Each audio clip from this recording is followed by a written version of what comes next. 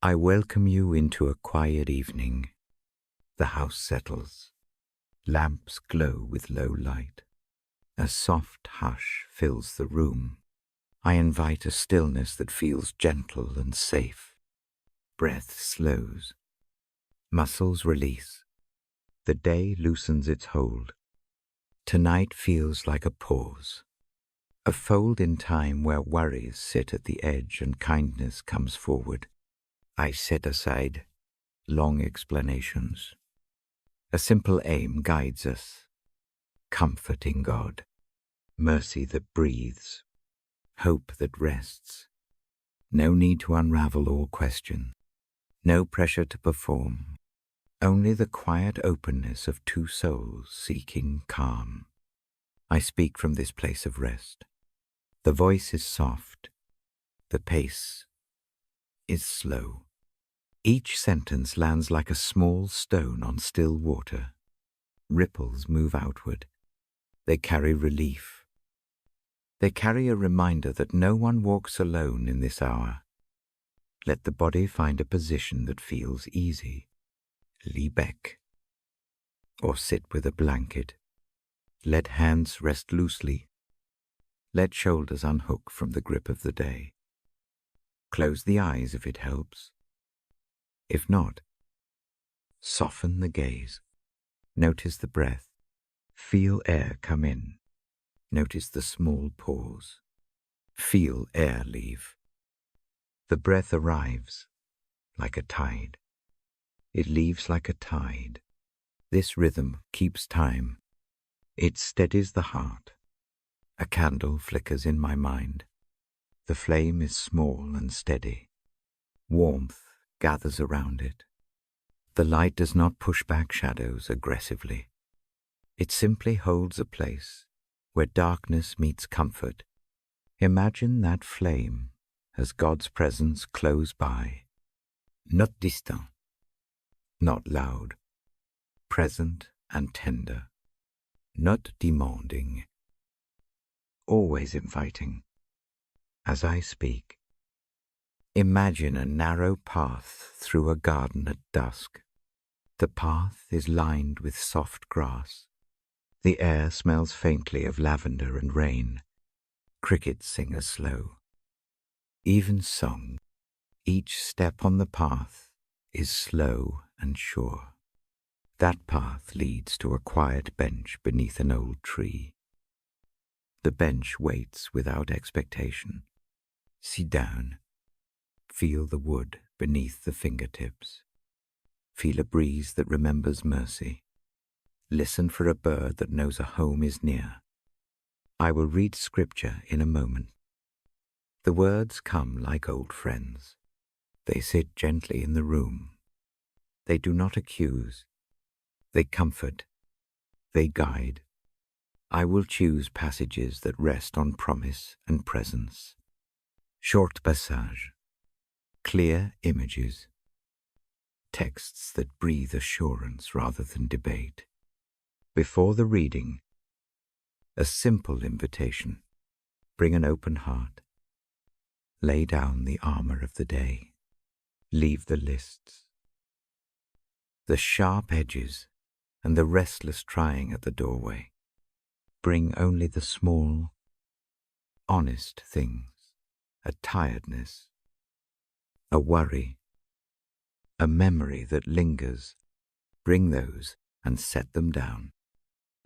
Allow a quiet hand to take each and hold them with gentleness. If the mind wanders, do not push it back harshly. Notice the wandering. Offer it the same gentleness.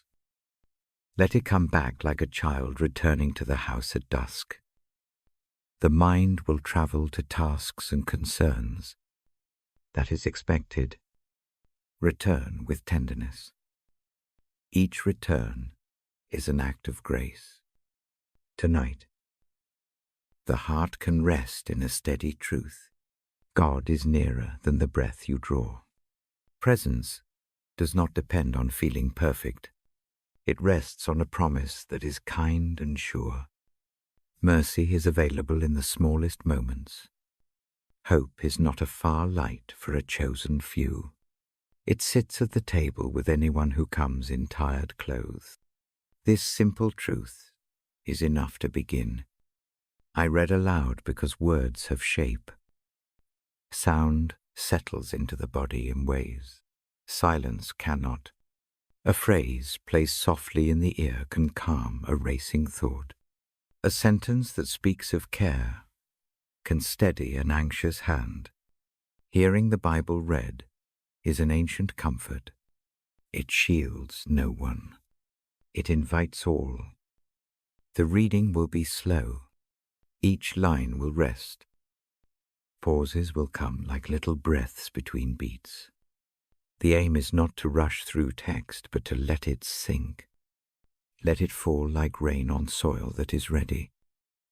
Let it soak in. Between passages, brief silence will live. Silence will not be empty. It will cradle the words just heard.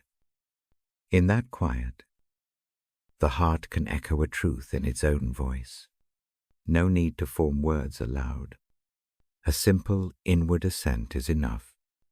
Let the ear sit with the passage, and the chest respond in its own way. If tears come, let them. They are a gentle water. They do not signify failure. They signify honest feeling. If laughter comes, let it ring softly. Joy and sorrow can sit together in the hush. Both belong in the presence of God. Both are noticed without judgment. Comfort often arrives in small forms. A phrase that warms, a memory softened by a new light, a breath that lengthens, a knot in the shoulder that loosens. Watch for these small mercies. They add up like pebbles building a path. Rest is not always deep. Sleep at once. Sometimes rest is a settling, a lowering of the volume inside, a softening of the approach. This evening aims for that lowering. Sleep may come tonight. It may take time. There is kindness in waiting. The presence that watches over the sleep also keeps vigil over the wakeful hours. Mercy leans in when the night brings doubt. It says nothing harsh. It offers a gentle hand. It does not erase the day's weight in one sweep. It helps carry it. It reminds each weary mind that help has come before. Hope acts as a companion on the narrow path.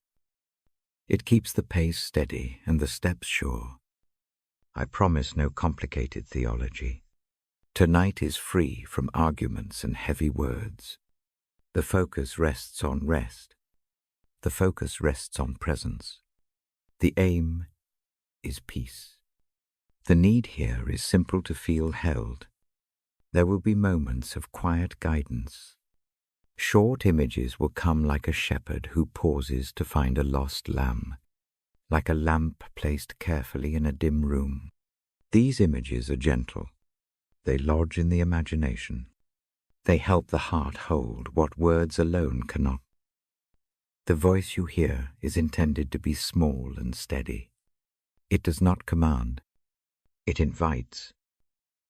It sits with whoever listens. Sometimes the invitation is all that is needed. Come. Rest. Be. There is grace in the simple act of showing up. As the reading begins, breathe in slowly. Count to 4. Hold for 2. Let the breath go for 6. Let the body follow the breath. Let muscles follow the breath. Let the mind slow to the same rhythm. Each inhalation brings a small renewal. Each exhalation releases a small strain. This evening may bring memories that need gentling. Bring them to the light softly. Name them not to fix everything, but to offer them a place. Rest does not remove history. It integrates it into a larger story. The larger story holds mercy and begins again each night. I will read a passage that speaks of care, then another that speaks of rest. Each reading will be short. Each will be clear. The words will sit like seeds in the silence that follows. A small growth may be noticed. It might be a thought that softens. It might be a willingness to let go for a while. That is enough. If sleep takes hold during a passage, that is welcome. The voice will continue softly. The room will remain a steady presence. If wakefulness persists, let the voice be company.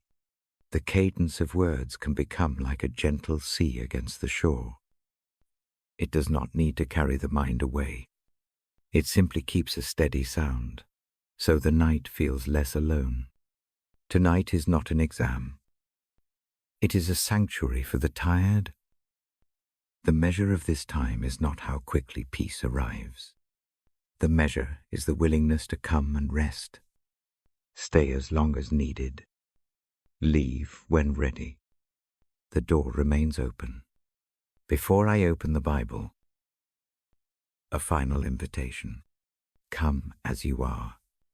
Bring a heart that is heavy, or a heart that is light. Bring questions or quiet. Bring nothing at all. The presence waiting does not turn anyone away. The shelter is wide enough. Now, the lamp is steady. The book rests in hands that mean no harm. The voice is ready to speak the words that have comforted many. The evening unfolds one page at a time. Each page is an offering of calm. Each line is a small lamp. Let us begin. Let breath be our guide. Let the heart be open enough to receive what is gentle. The first passage will come now. The reading will start slow. The room listens. The night leans in. This is the place to rest. This is the moment to breathe. This is a quiet invitation to be held. The reading begins with an offering of mercy. The pause that follows will carry the words into the heart. Tonight we seek comfort in God. We accept the quiet gift. We sit together in a gentle presence. I move slowly through the room. My feet find the familiar path. The chair waits near the window. A blanket lies folded over the arm. The lamp gives a pool of soft light. Warm, but not intrusive. Shadows gather at the edges. The world outside is quiet. A distant hum of tires on wet pavement. A moth taps the glass once, twice, and then stills. The night keeps it steady, even beat. I sit and let the body follow the moment. The spine rests against the chair back. The shoulders drop a little more. Hands fold in the lap. The blanket settles across knees like a small shelter. Cloth makes a soft sound. The breath lengthens on its own. The ribs loosen. Muscles that held the day begin their slow release. The room smells faintly of tea. A cup cools on the side table. The paper of the book has that dry, gentle scent that invites touch. The Bible sits there, a simple companion. Its cover knows the pattern of many nights. Edges are softened by time. Her ribbon slips from between pages and waits like a quiet marker. I reach and lift it with care. The motion is slow and deliberate. Light falls across the text in a way that makes each line seem to rest. The ink sits like a line of small stones. I do not rush. I do not seek the loud or the dramatic. The aim is small and true presence, comfort, assurance, mercy given in the hush, hope placed beside the pillow. Outside, a neighbor's porch light blinks once and then goes. A tree limb brushes the house in a gentle rhythm. Somewhere, a dog releases a single, soft howl and then returns to sleep. These sounds thread through the walls and keep company with the stillness. They are ordinary and faithful. They do not demand attention. They remind that the world continues while rest arrives. I set the Bible on my lap. The weight is familiar. It grounds the hands. Fingers find the page edge. Paper whispers as it moves.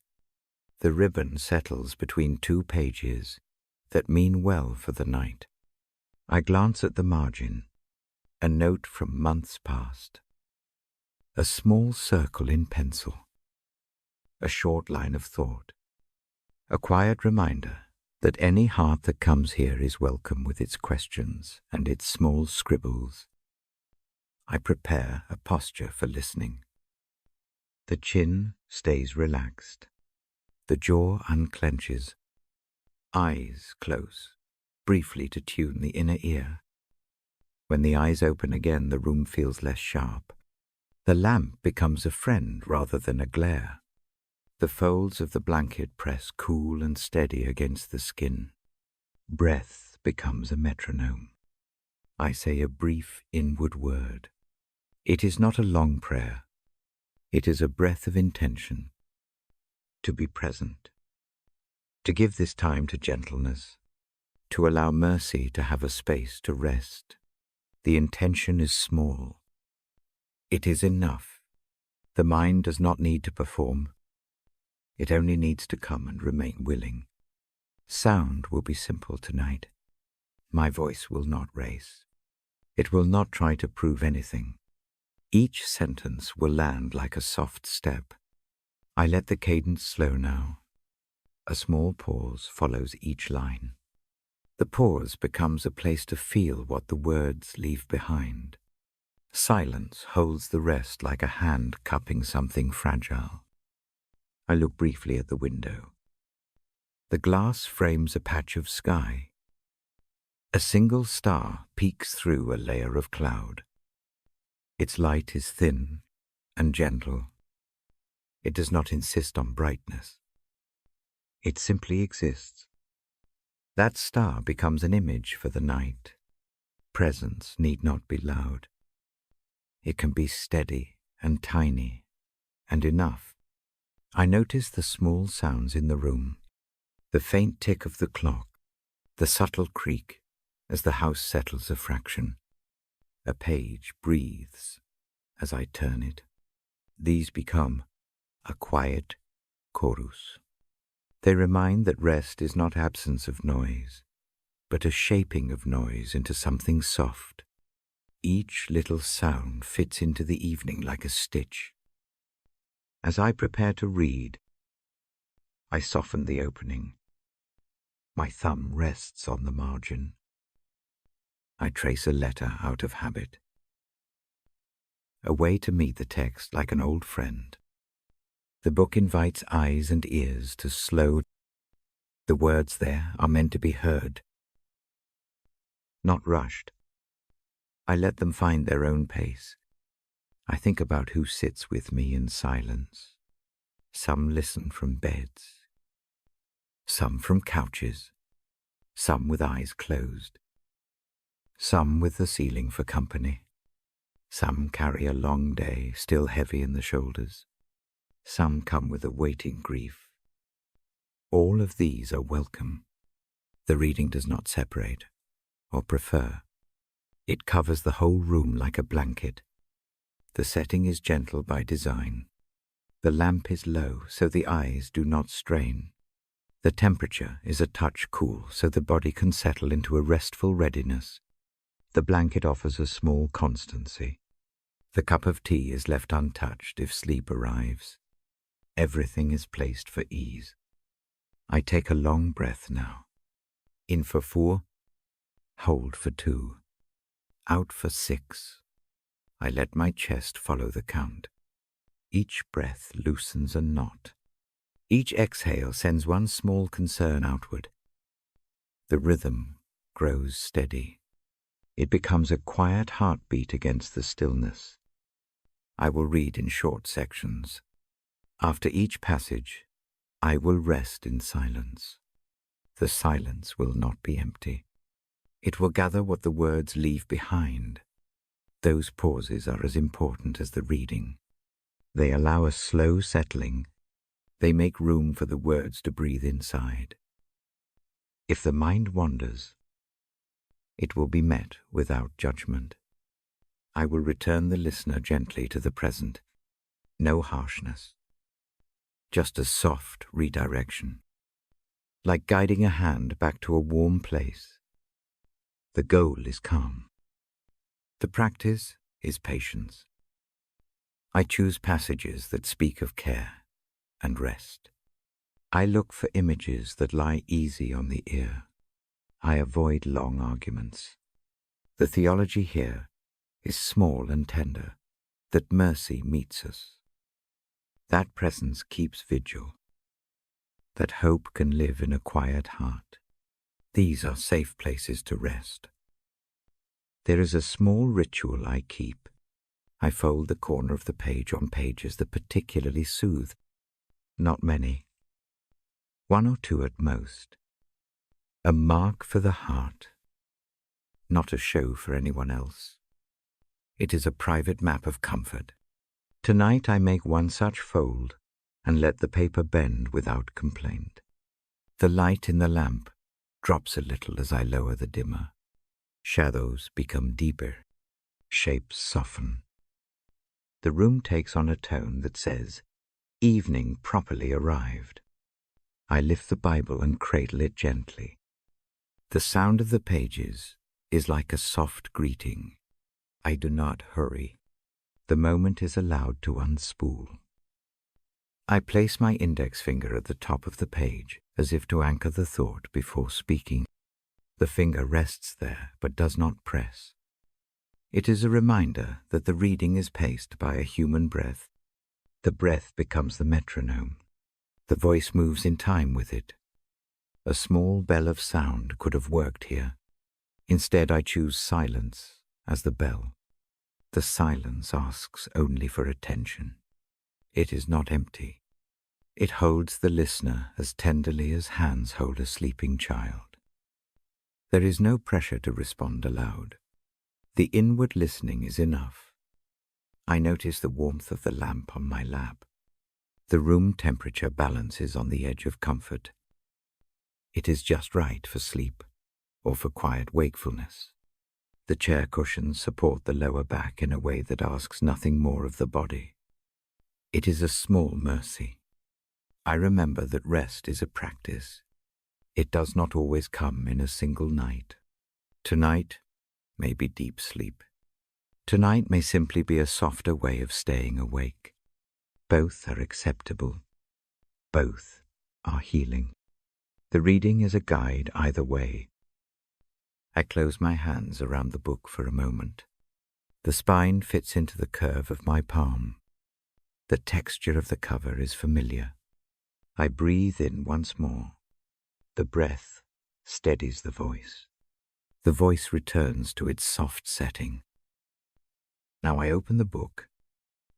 The page turns with a quiet sound. The ribbon settles between the lines like a held place. My finger rests on the verse that will come alive in speech. I listen to the small room. The heart of the house beats in a slow, even way. I inhale and meet the page fully. My lips bar. The first sentence finds the air with the same gentleness that filled the preparation. The reading begins here. The voice is small, calm, and steady. The words start to fall like late rain, one at a time. meant to be taken in slowly. The words touch the air like a slow rainfall. I do not hurry them. Each breath matches a phrase. Each pause holds the sense of the line. I read a passage that invites laying burdens down. It does not shout. It simply opens its hand. It says that the heavy things may come to a place of rest. It offers a steady shoulder. The invitation is quiet and earnest. Let go. It says, and rest. I pause. I let the silence gather the offering. The silence does not demand anything. It holds what is given. If a small thing rises in the chest, a worry, a list, a memory, I name it inwardly and let it sit beside the book. I imagine placing each burden on the bench beside me. The bench is wide. The bench is patient. I read on in a low voice. The next passage speaks of rest as a refuge. It pictures a gentle place where the feet may stop, where the mind may slow. It uses the language of shelter rather than law. It paints a scene of shade and cool water. I let the image sink in. Picture a small brook under a willow. Hear the soft trickle. Feel the cooling with each step. The scene is simple and safe. Another pause follows. I breathe slowly in 4 counts. Hold for 2. Breathe out for 6. Each exhale carries away a small weight. The body answers the rhythm. The shoulders unhook a finger. The jaw loosens. The night accepts the quiet motion. I turn another page with care. The paper makes a soft sound. I continue with words that speak of a shepherd's care. The shepherd goes ahead. The shepherd knows each footpath. The sheep rest because someone walks with them. That thought is small and steady. It does not promise a life without hurt. It promises company when hurt comes. It promises tending when wounds are raw. That promise sits easy in the ear. I pause again. The house keeps a low breathing of its own. The lamp pools light. Outside, the evening hums in soft, ordinary rhythms. The words I read take root in this ordinary room. They do not try to change the world in a moment. They only ask for a slower, kinder moment now. I read a short passage that uses the image of a watchful presence through the night. It pictures care that keeps vigil. It does not sleep while the heart tosses. It stays near. The image is like a hand near the brow. Not pushing, just close. I linger on that sense. Close does not always mean loud. Close can mean small and steady. I pause, and in the pause, I name the mercy that settles around the room. Mercy is not a clever argument. Mercy is a small lamp placed in a dim room. Mercy is the breath that meets another breath. The pause makes room for mercy to be noticed. The next passage speaks of rest given in trust rather than earned by achievement. It compares rest to a promised homecoming. The language is tender. It feels like a return to a room where the light has been left on. You do not tidy every corner before entering. You only come, and the house receives you. That reception is not about performance. It is about welcome. I hold the book a little looser. The pages fall open to a short section about strength that comes through quiet. It says that quiet can be a place of healing. It shows strength, not as noise, but as a soft persistence. The image helps the mind move away from the idea that rest is weakness. Instead, rest is fuel for the next morning's steps. It is repair done slowly.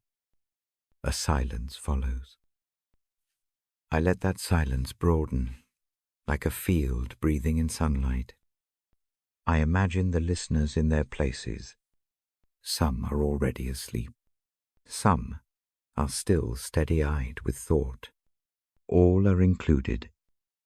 The voice stays low enough for sleep. It stays steady enough for company. I read a passage that speaks of gentleness toward the weary. It asks for tenderness in the way we speak to ourselves. It does not command harsh correction. It models the tone of a friend who sits beside you on the edge of the bed. The friend does not fix everything. The friend simply stays. The friend hums a quiet presence that says, "I am here." I pause to breathe with that idea. The breath is an acceptance, a small nod inward. The breath says yes to mercy, yes to rest. The next section I choose has an image of night as a kind teacher. Night does not only hide, night can help gather loose threads. Day scatters energy. Night invites sorting without hurry. I let that image settle. Imagine laying out one small thread at a time. No need to mend the whole tapestry tonight. One thread is enough. I read slowly about a peace that guards the heart. The peace is not a temporary forgetting. It is a quiet state that keeps watch even when circling thoughts return. The words help the mind know it can return to calm again and again. Each return is a small practice. Each practice is merciful. Another pause opens. I breathe in and out at the same slow pace. I listen to the sound of the house. The soft creak of a floorboard speaks like a metronome. These small sounds are kind companions. They show that the world continues its patient work while we rest. I turn to a short piece that pictures sleep as a gift, not a reward. It says that sleep may come when we accept a gentler pace. It may come even when questions remain. The gift is given, whether or not the list is complete. That thought is freeing. It loosens the need to produce rest. I pause and imagine the listeners releasing the day's checklist into a small pile. The pile does not vanish. It waits under the lamp. It will be addressed tomorrow with fresh eyes. For now, it sits in a safe, companionable place. I read a little about hope as a patient lamp. Hope does not glare. It does not insist on immediate answers. Hope holds a small flame and watches the night. It is steady rather than urgent. It sits like a neighbor who keeps the porch light on because someone might come home late. The image is quiet and human. I linger on those words. Let the lamp image remain for a moment. Picture the flame against the dark.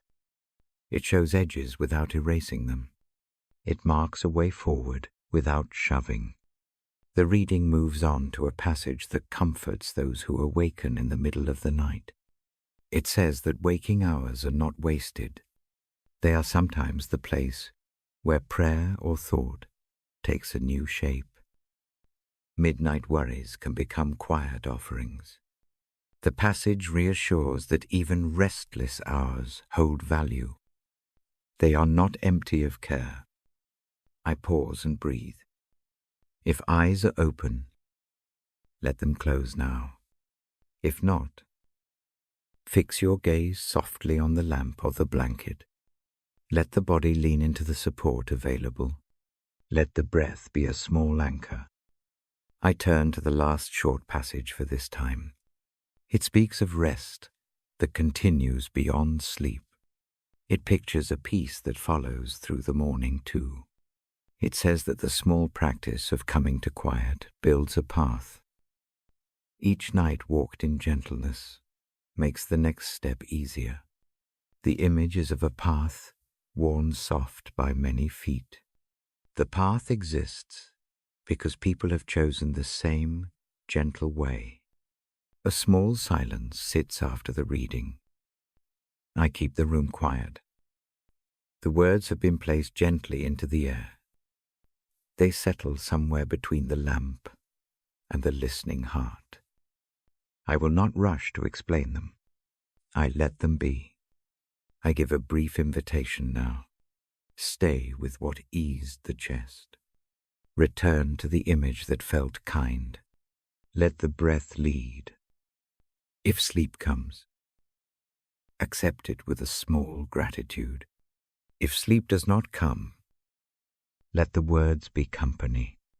I will remain a steady voice. I will read again later. For now, the book is closed gently. The lamp glows with its small light.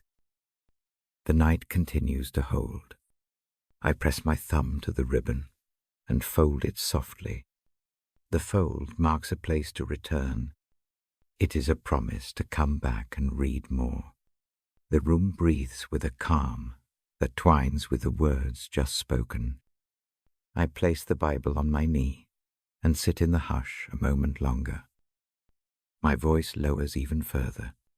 If eyes are open, let them close now. If the hands are clasped, relax them. Feel the blanket's weight as a small presence. Rest in the gentleness offered. The night is not empty. It is tended. When the next part begins, we will walk a little deeper into rest. We will keep the pace the same. We will look for images that fold easily into sleep. For now, this pause is our present. It is held. It is enough. I wake the room with a softer thought. The next part of the evening becomes a gentle journey. I name it the journey of unburdening. The word hangs in the air like a small bell. It rings once and then settles. The sound invites a slow step inward. I remind you of a simple invitation from Scripture. It asks anyone who is weary to come and find rest. The words are quiet and direct. They do not demand proof. They do not call for elaborate fixes. The invitation stands open like a door at the end of a long hallway. Come, it says. Enter. Rest where you are. This promise shapes the sanctuary I describe. Imagine harbor at dusk. Boats drift in with sails furled. The water receives them without fuss. A lamp on the pier burns its steady light. The harbor does not force the sea to be calm. It only offers a safe place to tie a rope and breathe. Presence works like that harbor. It does not erase storms. It gives a place to moor. I speak as one who reads the Bible at the close of day. The words are my lantern. I place them in the hands of those who listen. I do not translate them into heavy doctrine. I hold them like a soft cloak. They warm without weighing.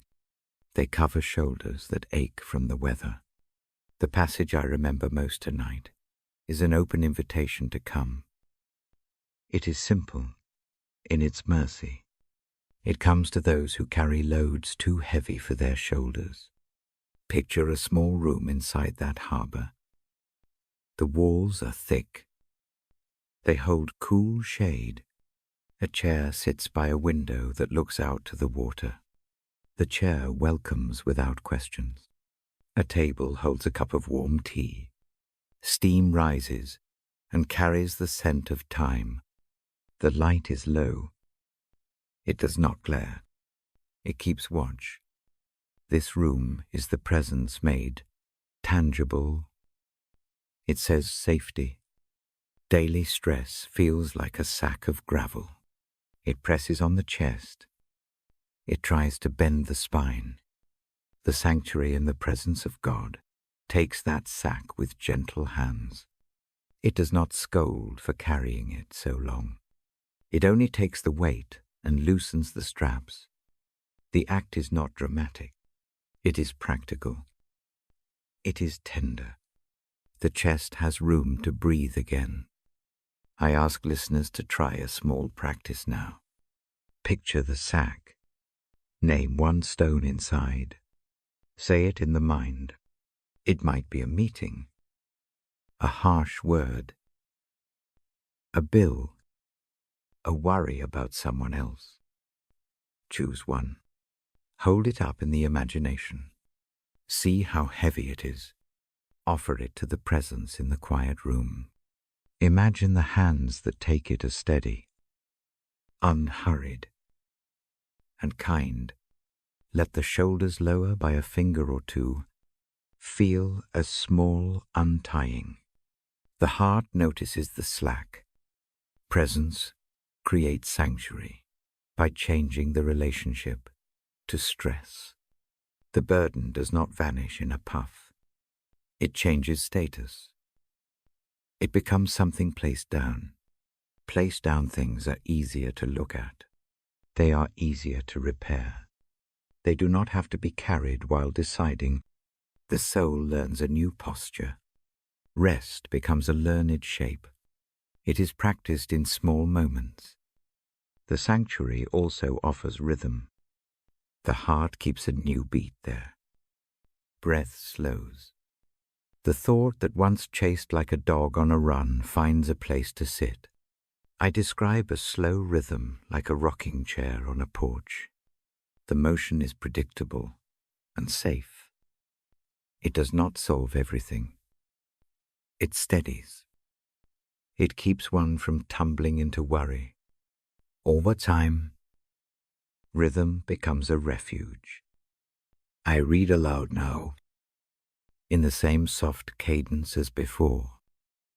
The words I choose are not long. They come like short planks across a stream. Step by step they form a crossing. Each line lays down a small piece of support. Each pause lets the water settle. As I read, the room listens. The body inside the room begins to follow the sound. Listening trains the mind to slow. The sanctuary also offers perspective. Stress often feels like an immediate, all-consuming presence. When seated in the presence, the frame widens. The immediate no longer fills the entire view. Other things reappear. Small mercies that were overlooked come back into sight. A hand that holds. A friend who remembers. A sun that rose this morning. Perspective does not deny pain. It simply places it within a larger landscape. I invite a brief exercise in that perspective. Think of the hardest part of the day. Place it on a small table in the room. Around it, imagine 3 small lights. 1 light for something that went well today. 1 light for someone who smiled. 1 light for a small comfort warm tea. A short breath. Accueille distrit. Let these lights gather. Watch how their glow softens the one hard shape on the table. No need to erase it. Just let the glow touch its edges. Presence builds limits gently. It teaches a boundary that is tender rather than defensive. Daily demands press at the edges of life, like water at a shore. Sanctuary places a simple dike. The dike is not made of stone alone. It is made of promises, prayer, memory, and small routines. Together they hold enough space for rest to be possible. There is something humble in this sanctuary. It is not a palace. It is a room with a lamp and a curtain. Yet the solace found here can be deep. Depth does not require grandeur. Depth grows from consistency. A lamp lit night after night builds a path. The path becomes familiar. Footsteps slow and find their own steadiness. Mercy lives in the sanctuary in practical ways.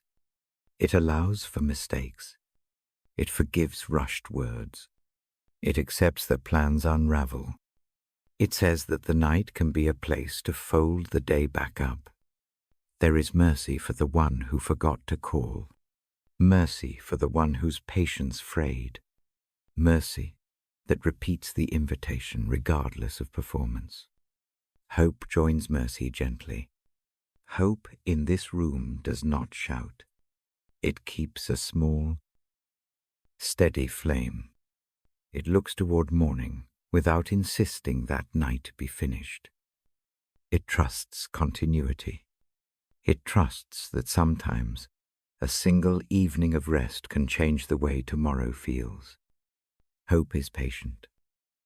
It does not demand immediate repair. It simply stands with a hand ready. Stress often brings a hurried inner voice. Sanctuary answers with a slow voice. The slow voice is not weak. It is strong because it is steady. It says that not all answers must be found tonight. It reminds that unfolding a problem can be a process, not a panic. The slow voice becomes a companion to the racing mind. It is a friend that asks only for a shared cup of quiet. I return to the image of the harbor because it stays helpful. Boats do not stop due to a promise of calm forever. They stop to fix a sail, to mend a rope, to warm the crew. Sanctuary gives time for the necessary repairs. It is not a denial of sea. It is a practical break in which strength is measured anew. I speak of prayer simply. Prayer here is not a list of demands. It is a handing over.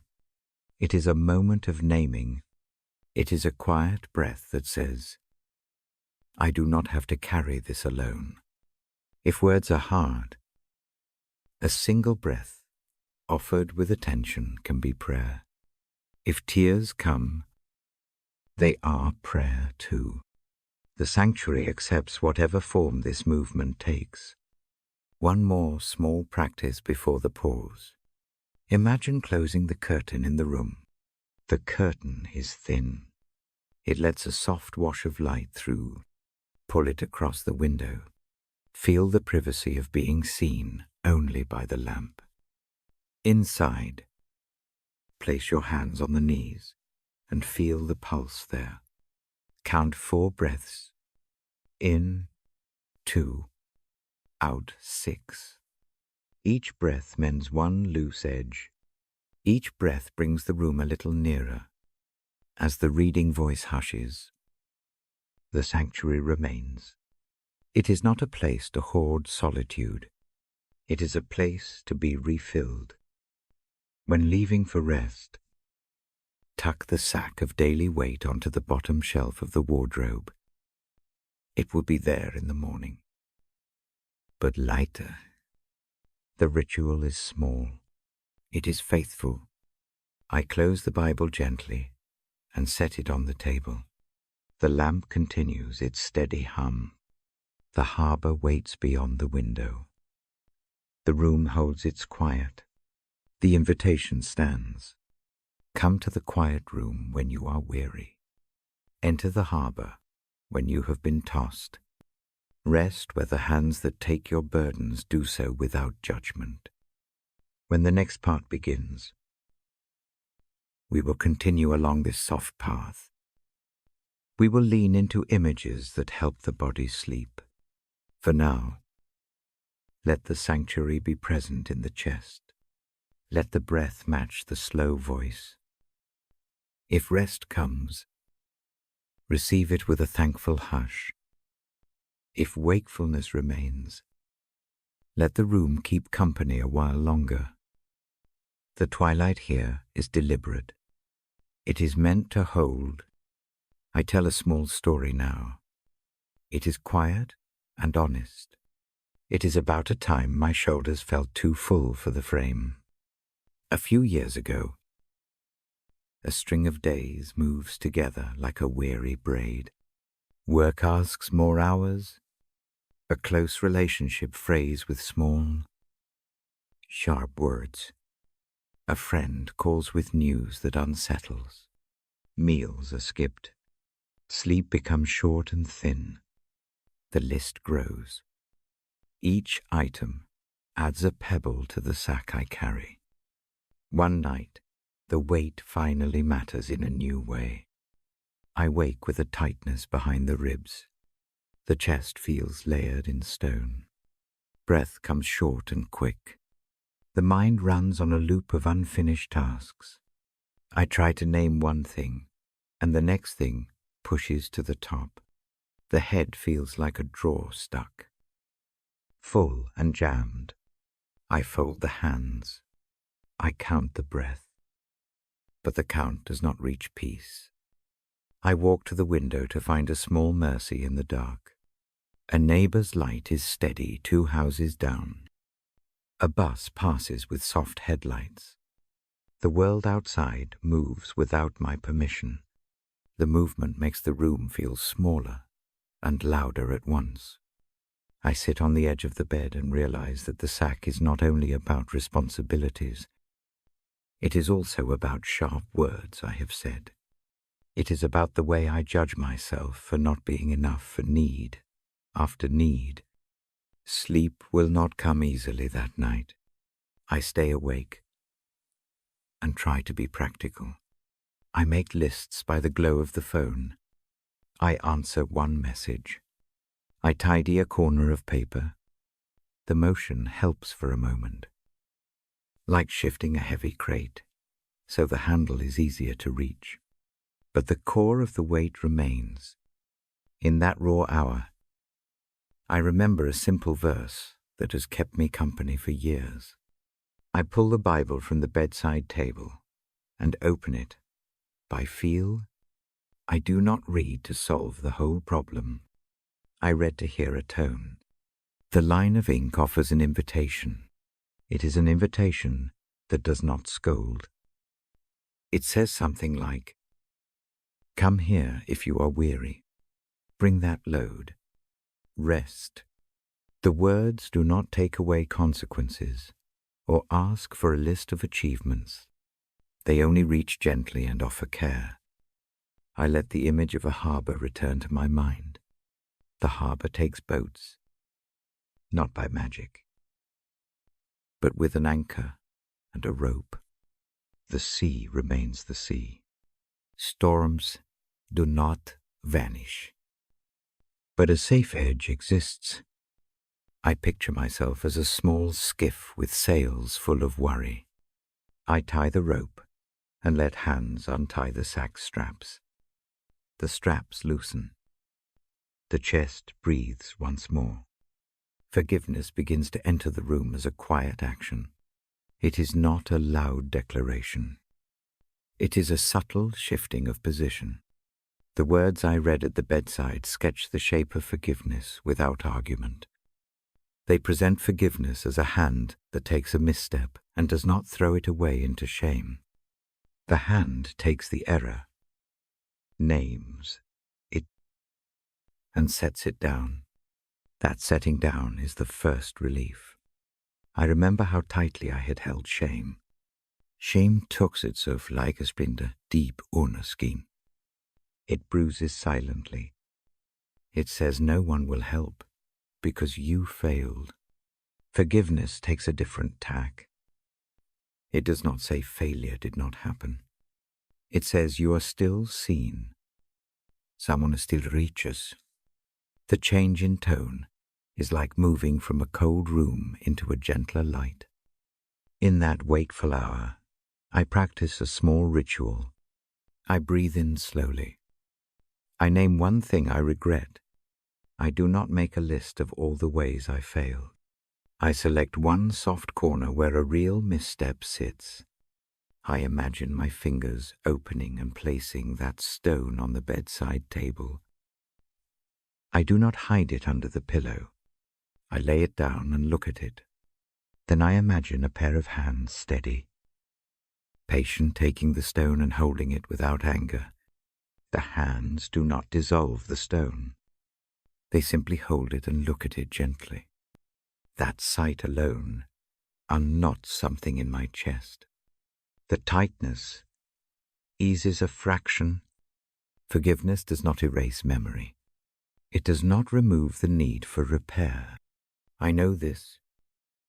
I expect to make amends in ways that matter. I may need to speak, to apologize simply, to change a pattern. Those practical steps are part of a gentle mending, forgiveness. Though, change is the posture of the heart while repair happens. It stops the soul from wearing shame as armor. It makes room to act without collapsing under the weight of self-accusation. I recall a time when I was afraid to tell a truth because the guilt felt like a second job. Hiding the truth took effort. It required a constant watch. I rehearsed explanations in my head. I avoided eyes. The energy drained other parts of life: patience, generosity, sleep. When forgiveness first touched that place, it felt like a window opening. Air washed through. The labor of maintaining the lie was not suddenly necessary. Freedom arrived not because consequences disappeared, but because honesty now had a place. Understanding forgiveness also means understanding mercy. Mercy steps into the crowded room and clears a little space. Mercy does not cover the work that must be done to fix relationships. Mercy simply helps begin the work without the extra burden of endless shame. It whispers that change is a process. It models patience in the face of human slowness. I speak this from experience. I do not romanticize the process. The afterwork requires courage. Guietapologis. Consistent, small changes. That is where integrity lives. But forgiveness makes that work possible rather than impossible. It gives the heart enough oxygen to do what is necessary. It changes how the night feels while repairs are planned. For listeners now, there is a simple exercise to try. Close the eyes if that helps. Rest the hands on the knees. Bring to mind a single regret or burden.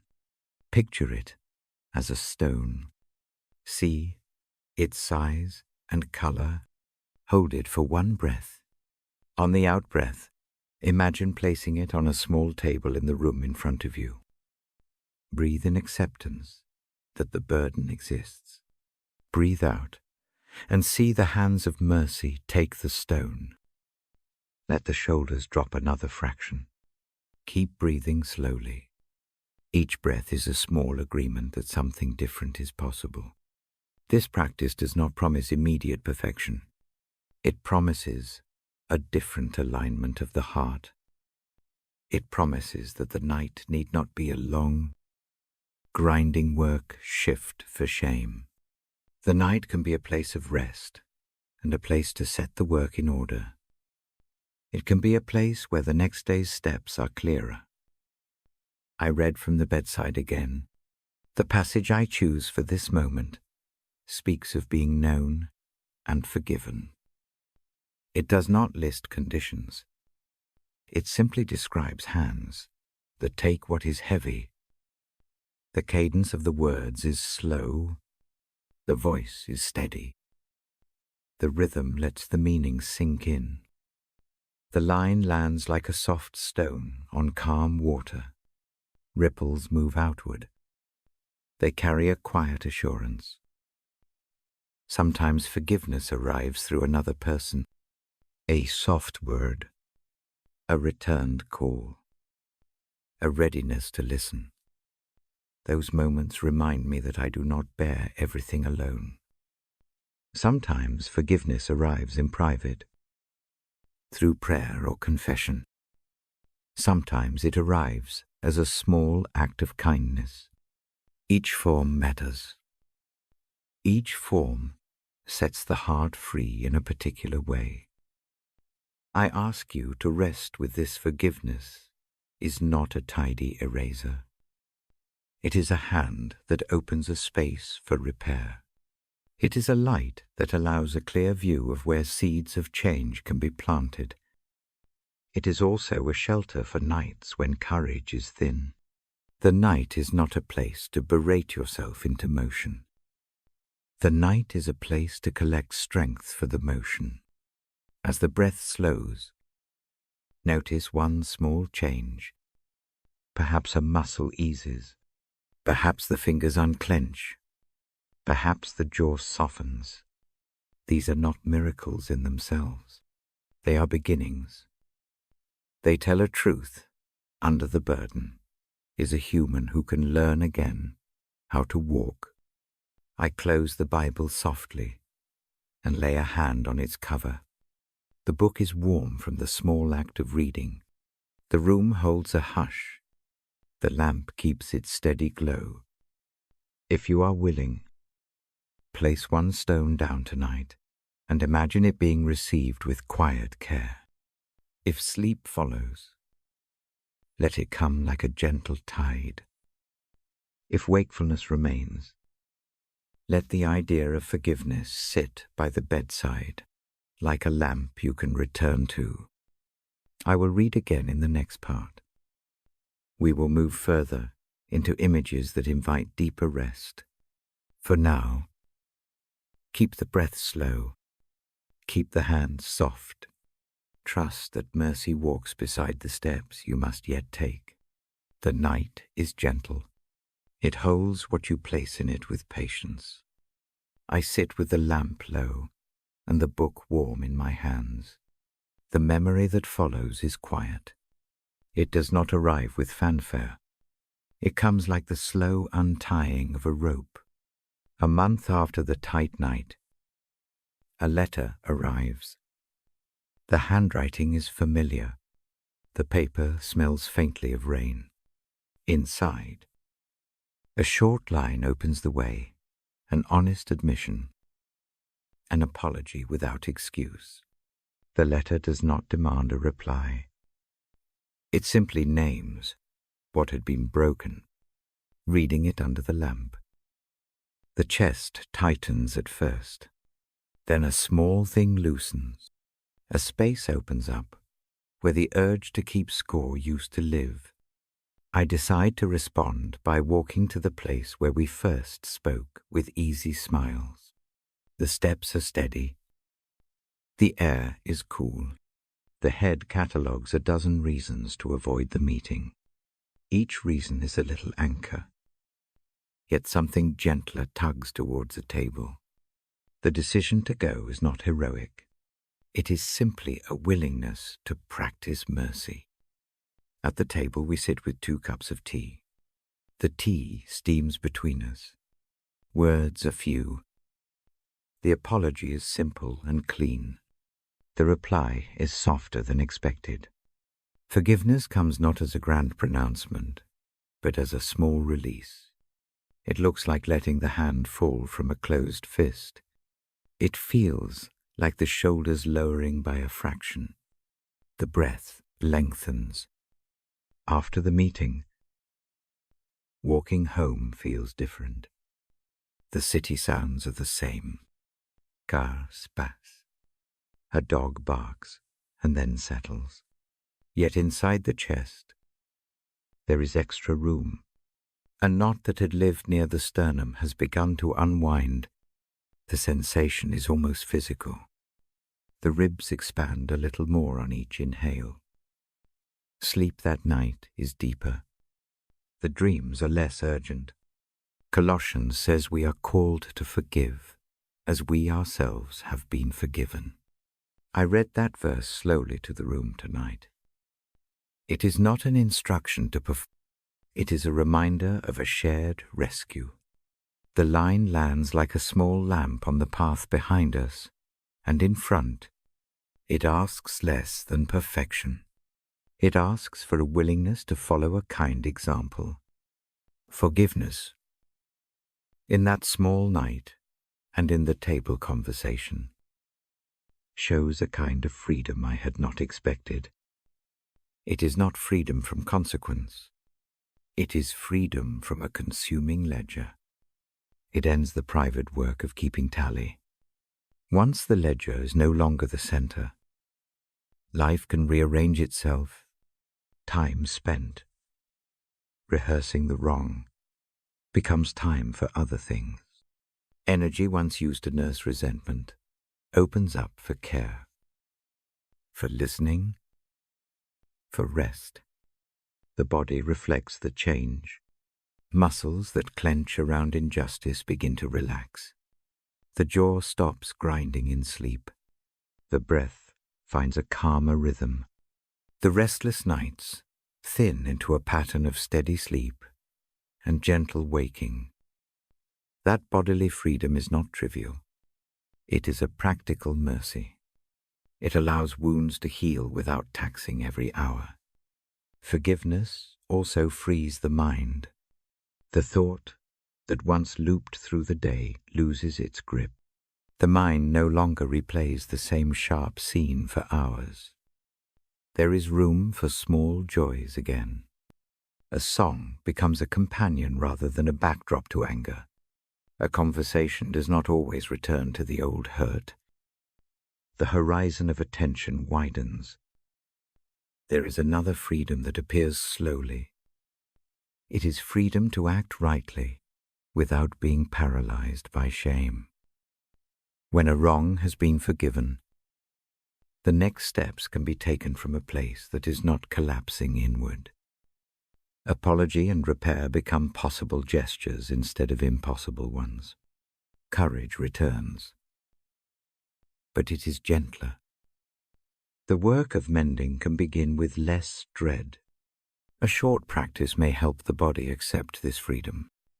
Close the eyes if that is comfortable. Rest the hands on the knees. Breathe in 4 counts. Pause briefly. Breathe out 6 counts.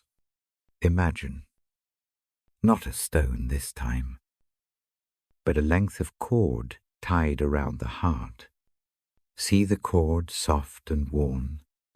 Lift one end in the imagination. With a slow breath picture the cord being cut by a pair of steady hands. The cord drops away without fanfare. Notice how the chest responds. Notice the space left behind. Rest in that openness for 3 breaths.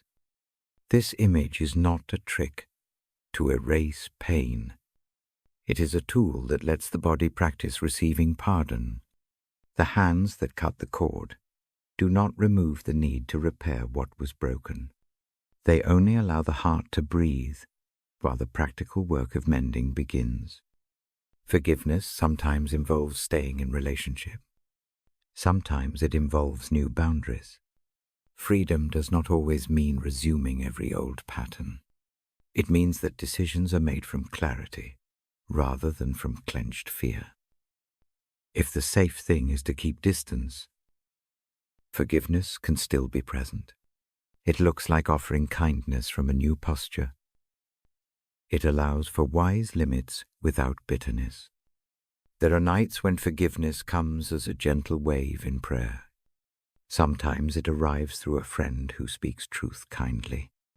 Sometimes it is received in the mirror, in a quiet willingness to name failure, without annihilating the self. Each arrival is a mercy that shares the same shape. It opens a small space inside that was previously filled with accusation. Remember, too, that being forgiven is part of this picture. The same grace that invites us to forgive others also reaches back toward us. To accept that we have been forgiven is to accept that we are held despite our failures. That acceptance changes the way we move. It is the soil from which humility and courage grow. It is not about excusing folly. It is about admitting need and receiving help. Forgiveness also quiets the inner critic, the harsh inner voice that repeats what cannot be undone loses volume. It may still speak, but it no longer determines the evening. The voice of mercy can counterbalance the critic with steady reminders. A small litany helps you are known. You are not alone. You may begin again. Say those lines inwardly in a slow cadence. Let each line be a breath in and a breath out. Freedom in forgiveness is not a single event. It is a practice. Some nights will be harder than others. Some relationships will require repeated repair. That is expected. The steady part is not perfection. The steady part is returning to the posture of mercy again and again. Each return is a small lesson in hope. Tonight, try one small exercise before sleep. Think of a single person or a single hurt. Keep it small. Imagine handing that person a soft light. You do not take responsibility for their change. You only offer a light that does not burn demand into them.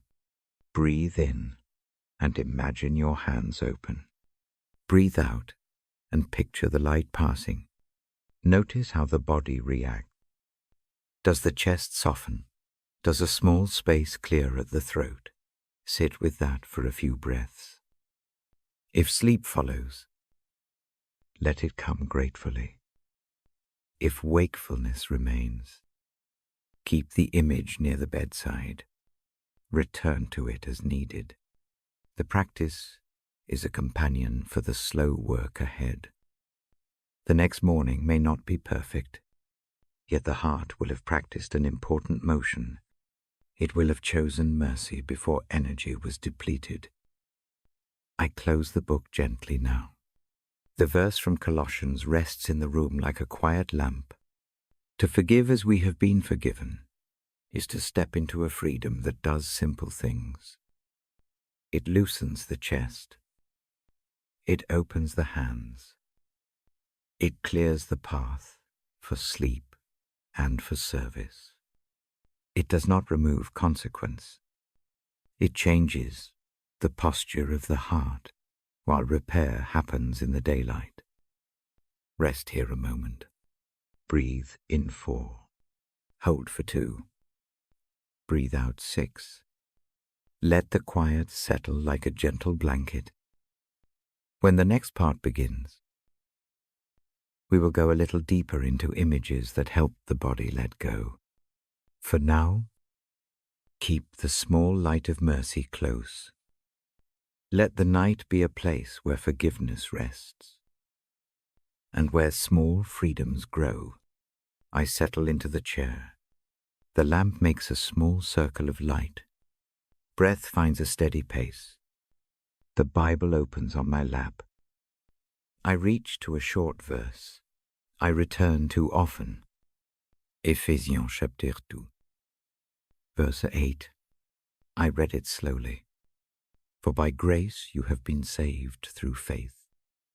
It is a gift, not a result of anything earned. The words land like a cool hand. The verse stays with me as I tell this small story.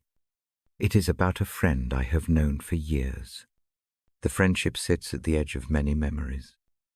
It holds shared mornings, late walks, and small laughter. It also holds a winter's worth of silence. The break in the friendship begins with a careless remark, a sharp tone, said in a tired moment. The words do not die. They roll and bruise like pebbles. They lodge in places that do not let go. Pride answers with a quiet refusal to call back. Both sides make plans of avoidance. A month becomes a season. The empty space between us grows into a wall. At first, I keep a ledger. The mind becomes precise. Every old kindness is catalogued next to every fresh wound. The ledger feels safe. It feels fair. It also feels heavy. It sits on the chest like a small, warm stone that refuses to be shifted. Sleep thins. The tongue tastes of metal sometimes in the morning. The house seems too full and too empty at once. One evening, tired and raw, I sit with the Bible. The verse about grace returns again. A gift, not earned. The thought is small and strange at first. If grace is a gift, then it is free to be given. The mind resists. The ledger protests that fairness should govern action. The heart answers with a quieter question. What if mercy is the truer economy? I imagine the friend across from me at a table. No speech is prepared. No list of accusations is laid out. Instead, there is a willingness to be present. I picture reaching and finding a hand, not to erase the hurt, but to hold it with gentleness. The image is humble. It is not dramatic. It is honest. I choose to act. The choice is not grand. It begins with a note in the margin of a page, a small message written without flourishes, a careful admission, and a simple willingness to meet. No demand for immediate repair. No attempt to push the past under a rug. Just an offer of presence. The return comes after a day. The reply is short and tender. It carries its own hesitation. A meeting is set without fanfare. The meeting is not a scene from a play. It is two people at a small table. Steam rises from tea. Hands circle their cups. The conversation moves in small stitches. Apologies come in plain language. No one performs regret. No one seeks dramatic absolution. There is an exchange of names for pain. There is a naming of wrongs and a soft acceptance of responsibility. Grace enters not with thunder, but with ordinary acts. A friend scoops up a fallen fork. A laugh slips out at an old private joke. The ledger is not burned. It is put away on a lower shelf. The heart notices space where rigidness once took up room. A physical loosening happens. The jaw unclenches. The shoulders drop a little. Breath flows deeper. I read Ephesians again aloud in that small hush. For by grace you have been saved through faith. The voice is soft. The verse reads like a map. Being forgiven feels like crossing a threshold into a quiet room. One does not forget what happened. One simply stands in a light that does not demand paying back every debt immediately. The release is not perfection. There are still edges. Some nights, the old sting returns like a draft under a door. Those moments are expected.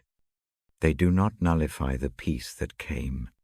They are like small waves that lap at the new shore. The presence learned in that room is steady enough to hold them. Forgiveness, understood through that verse, looks like a handed gift. It is not barter. It is not a way to earn later favor. It is a present placed gently in another's hands. To accept that gift is to let go of the need to account for every misstep. To give the gift is to choose mercy over scorekeeping. Both acts rest the body in different ways. After the meeting, The way home feels lighter. Feet step free of the heavy count that had dictated pace. The city hums the same. Streetlights blink as always. Yet the chest has room for small delights. A song on the radio lands without the sting it once carried. The world resumes its daily rounds and includes the small miracle of breathing easier. That night, sleep comes with less tension. Dreams are not perfect. They are quieter. They allow for small repairs to be imagined without panic. Waking brings a new steadiness. The morning tasks do not feel like cliffs to climb. The body finds a more even rhythm. Muscle knots slowly dissolve. The mind yields repeated replay less often. There is time now to notice a cup of tea steaming in the window, or the way light lifts off a leaf. Grace also shapes how I speak to myself. The inner critic loses volume. Where there was a harsh tally, a softer voice steps in. It does not mean shirking responsibility. It means the heart can hold both truth and mercy. Mistakes are named and then set into a space where repair can begin. The practical steps toward mending are taken, but not from a place of collapse. They come from steadiness. The friend and I do not return to everything we were. Some patterns need thoughtful change. Boundaries are redrawn where necessary. But now the work comes from a place of mutual care instead of exhaustion. That difference matters. It is a small mercy that steadies daily living. I pause and offer a short exercise. Rest the hands on the legs. Breathe in slowly. Count 4. Hold briefly. Breathe out slowly to 6. Picture a small lantern held in both hands. It is warm and steady. Imagine passing that lantern to someone you need to forgive. Do not carry the lantern across the room with elaborate steps. Simply lift. Open the hands and let it go. Notice how the body responds. Notice any ease that follows. The exercise is not a promise that all wounds heal quickly. It is a training for the heart. It teaches motion toward mercy. Each small act makes the next act easier. Over time, a habit forms. The heart learns that grace is not scarce. It is a tide that laves the shore again and again. I read a short line of scripture again, not as law, but as reminder. Grace is a gift. Gifts need not be deserved to be beautiful. They simply break a pattern of strict accounting. This truth settles like a soft blanket. The night deepens. The lamp on the table glows and steadies the dim. The Bible closes gently. The cover warms under the hand. The room keeps its hush. A peace perches near the ribs like a small bird. It does not sing loudly. It simply rests. Before I lower my voice for sleep, I name one more gentle thought. Forgiveness is a present that frees both giver and receiver. The giver sheds the burden of keeping score. The receiver is invited to step into a space where repair can begin. Both moves are fragile. Both moves are brave. Now breathe with me. In for 4. Out for 6. Let the chest find its new rhythm. Picture the lantern, the small table, the harbor light. Hold these images softly. They will not solve every worry tonight. They will provide a place to begin. Grace comes as a steady hand in the dark. It does not demand. It invites sleep. When it arrives, we'll find a softer bed, If wakefulness lingers, keep the breath slow and the images near. The verse remains in the room like a small lamp, for by grace you have been saved through faith. It is a gift. It rests here and now. I set the book down. The lamp lowers its glow. The house exhales. The night keeps its watch. Embracing grace does not end the story. It changes the posture of the heart. That change leads to quieter nights and kinder mornings. Rest now. Let the peace settle. I will read again another night. For now, let mercy and sleep do their work. I wake early with a slow attention. Light comes in soft through the curtains. Breath grounds the moment. The day begins without hurry. The first act is simple. I sit on the edge of the bed and breathe. In for 4, hold. Out for 6. The small ritual lays a gentle track for the hours ahead. A grace-filled life moves in small, steady ways. It is not a dramatic conversion each morning. It is a series of tiny choices that lean toward mercy. I choose ease over urgency. I choose kindness over proving myself. These choices shape the way the day feels. Breakfast is calm. A kettle sings low in the kitchen. The cup warms my hands. I read a short verse while the steam rises. The words are brief and clear. They remind that life is not earned like wages. It is received like a present. I accept that present before stepping into work.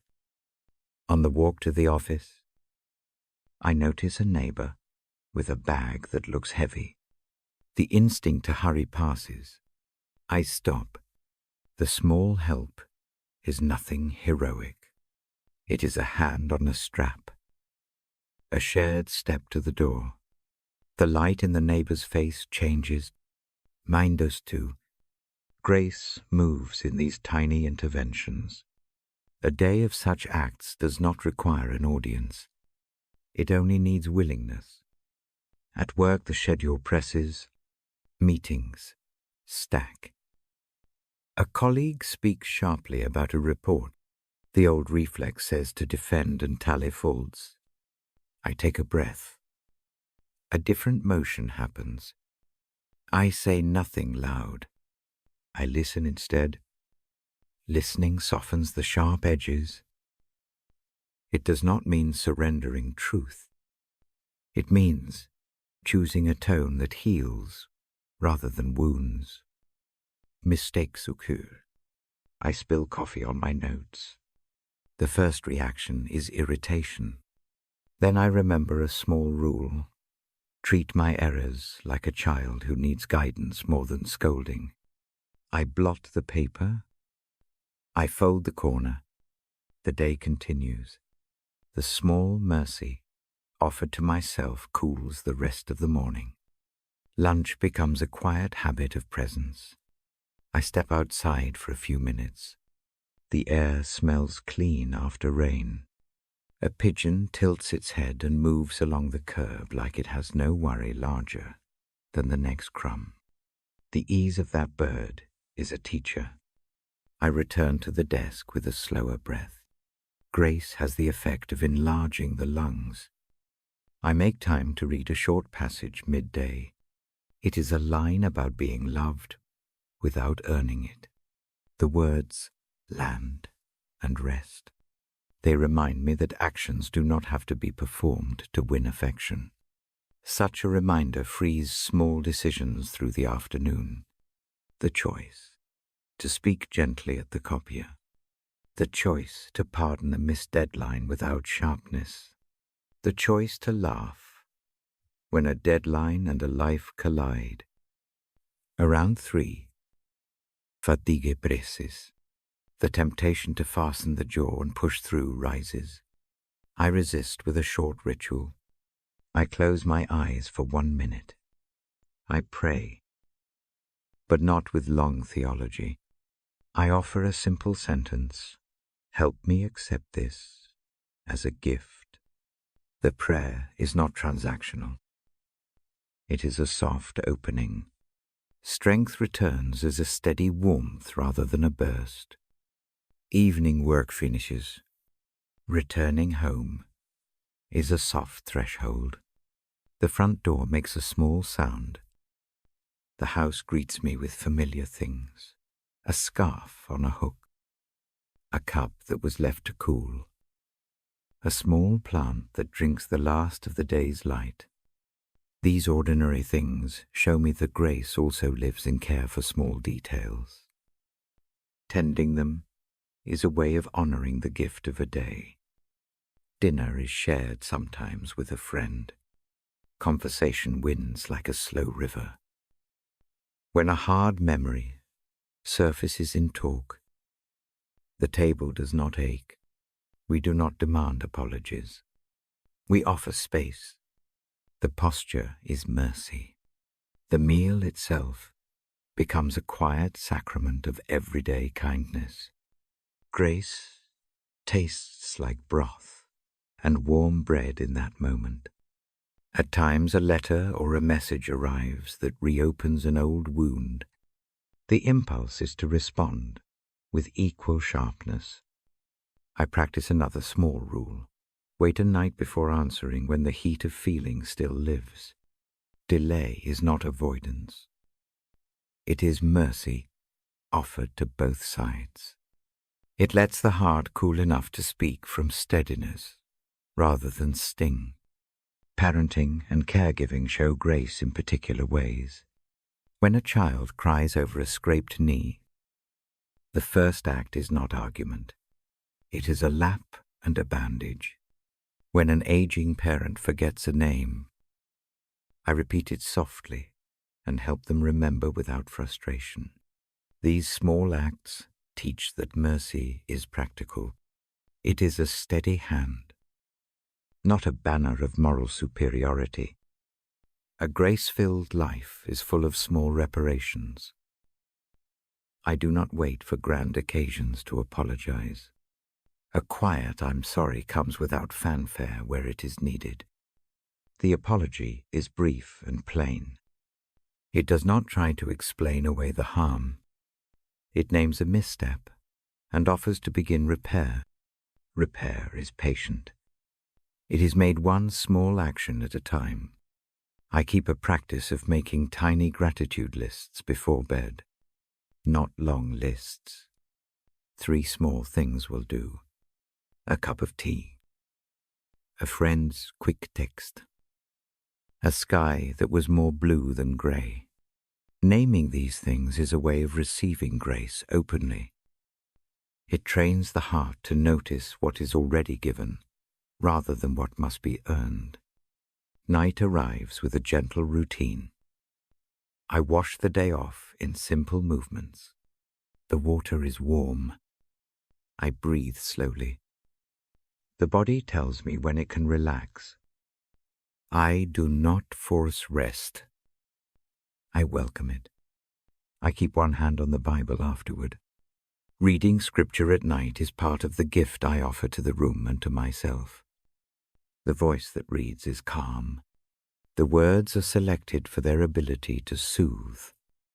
I choose verses that describe undeserved kindness. I read them slowly. They do not argue. They offer images: a lamp placed by the door, a table laid with bread, a hand that steadies a wobbling step. The language sits easy. It invites the listener to be received, not judged. That reception changes the tone of sleep. Sometimes night is restless. Thoughts circle like moths around a porch light. When the mind loops, I practice a short instruction. Notice the thought and let it be without feeding it. Name it briefly, then return to breath. This practice is not a denial of pain. It is a way to be with pain without letting it command the whole night. I read the Bible aloud to the room before sleep. The act is a habit I keep for others and for myself. The voice is not loud. It is a steady presence. The sentences are a strand of light left along the pillow. The listening is an invitation to receive grace as a nightly companion. Grace, in the long view, changes habits. It does not erase mistakes. It reframes them. The posture becomes, I stumble. I learn. I try again. The movement is hopeful rather than despairing. Failure becomes a teacher, not a sentence. That shift is a daily practice, more than an instant event. I keep small boundaries. 2. Grace does not demand permissiveness. It asks for wise limits so kindness can survive. Saying no to a demanding request at the end of the day is sometimes merciful to both parties. It preserves the capacity to be kind again tomorrow. Grace includes restraint when it protects goodness. Generosity is a quiet fruit of a grace-filled life. Giving without expecting repayment softens the corner of the world. It might be a meal left at a door, or an hour given to someone who feels alone. Gifts like these do not make headlines. They shift the shape of the day. They keep the heart elastic. Before sleep, I place a small lamp on the bedside table, not as a symbol only, but as a practice. The light is modest. It is enough to remind me that mercy does not depend on brightness. It depends on steady presence. I close the Bible gently and let the words sink. The lamp stays lit for a little while as the breath slows. I offer one final small exercise for tonight. Rest the hands on the knees. Breathe in for 4. Hold. Breathe out for 6. Picture grace as a soft cloak laid over the shoulders. Feel its weight as a comfort rather than a burden. Allow the shoulders to drop under that cloak. Notice the chest expand a little more. Sleep may come. It may not. Both are held with mercy. The day of practicing grace does not demand perfection tonight. It only asks for a willingness to receive and give in small moments. The life shaped by those moments grows steady and deep. When the next part begins, I will describe gentle routines for the night that help the body surrender. For now, let the quiet hold. Let the breath keep time.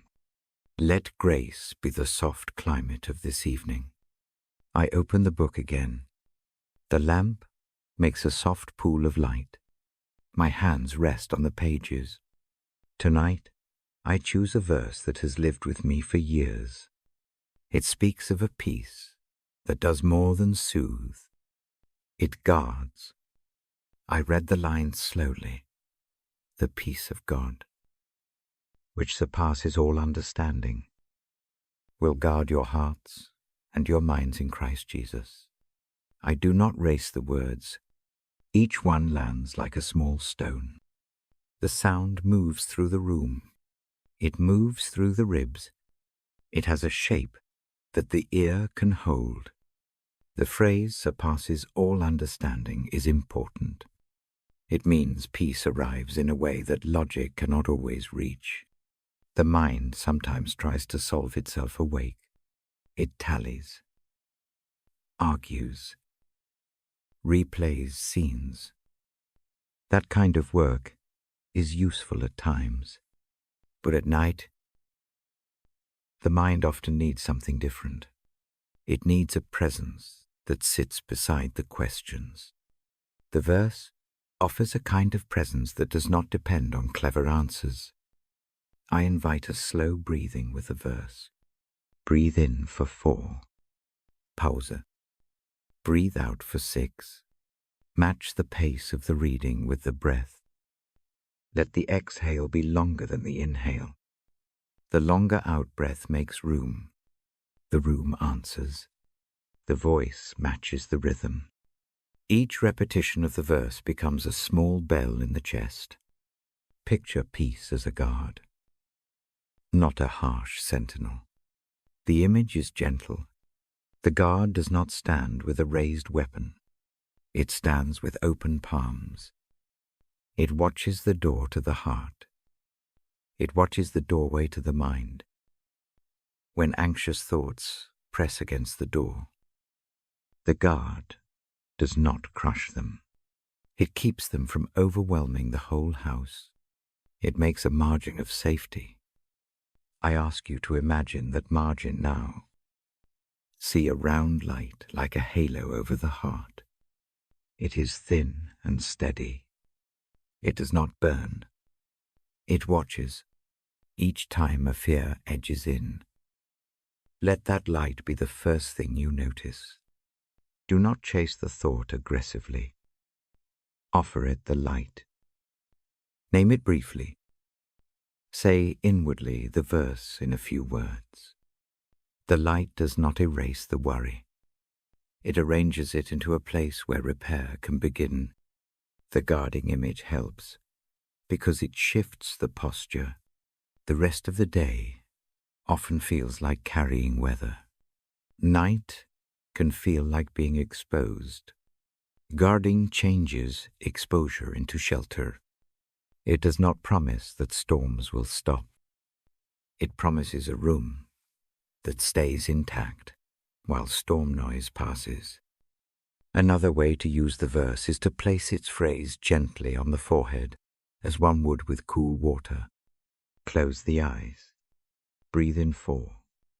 On the out-breath, imagine the words washing the brow peace of God. Breathe in again. Let the next exhale pass the words like a soft breeze across the cheeks. Surpasses all understanding. Breathe in a third time. On the out-breath, picture the hands of peace settling over the chest guards, your hearts and your minds. The motion is simple. It is tactile in the imagination. It helps the nervous system recognize an allowance for rest. The guarding of both heart and mind is crucial. The heart holds feeling. The mind holds reasons and scenes. Often, one tries to fix the other. Feeling seeks explanation. Reason seeks to control. The verse promises a peace that meets both. It holds an inner room where feelings can be felt without being swallowed by them. It keeps thoughts from pushing out every other thing. That is priceless. In the dark hours, I read the verse again. This time slower. The voice is lower. The lamp drops its glow a fraction. Sound fills the small space between lines. I allow a pause after each clause. Silence is not empty. In these pauses, the meaning gathers like dew. If the mind resists the simplicity of the phrase, it is expected. Understanding is not the only door to peace. Sometimes a practice helps. Choose one short phrase from the verse. Keep it small. Peace of God. Or guard your heart. Or surpasses all understanding. Repeat it like a pebble in the palm. Let it be a steady thing you can return to when thoughts scatter. The practice trains attention. Habit builds a path that the mind can follow when it begins to race. I offer a short exercise that I use myself. Pick 3 worries you are carrying tonight. Keep them small, so the mind does not protest with overwhelm. Name them quietly in the mind. See each worry as a little paper boat. One by one, place those boats on a still pond in your imagination. Watch the water receive them. Then picture a soft ring of light circling the pond. The light is the peace of God. It does not sink the boats. It makes the pond steady. Watch how the boats float in that steadier water. Breathe in. Breathe out. Let the steady water ease the chest.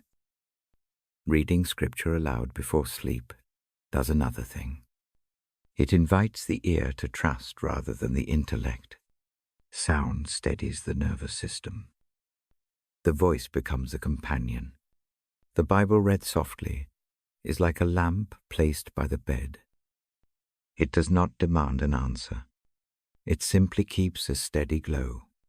Hearing the verse again and again trains the night to expect a gentler temperature. The body begins to follow. I am mindful of how language lands.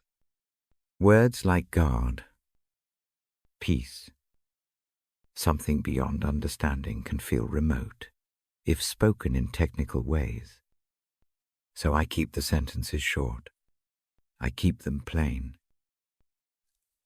I describe how the peace feels in the bone.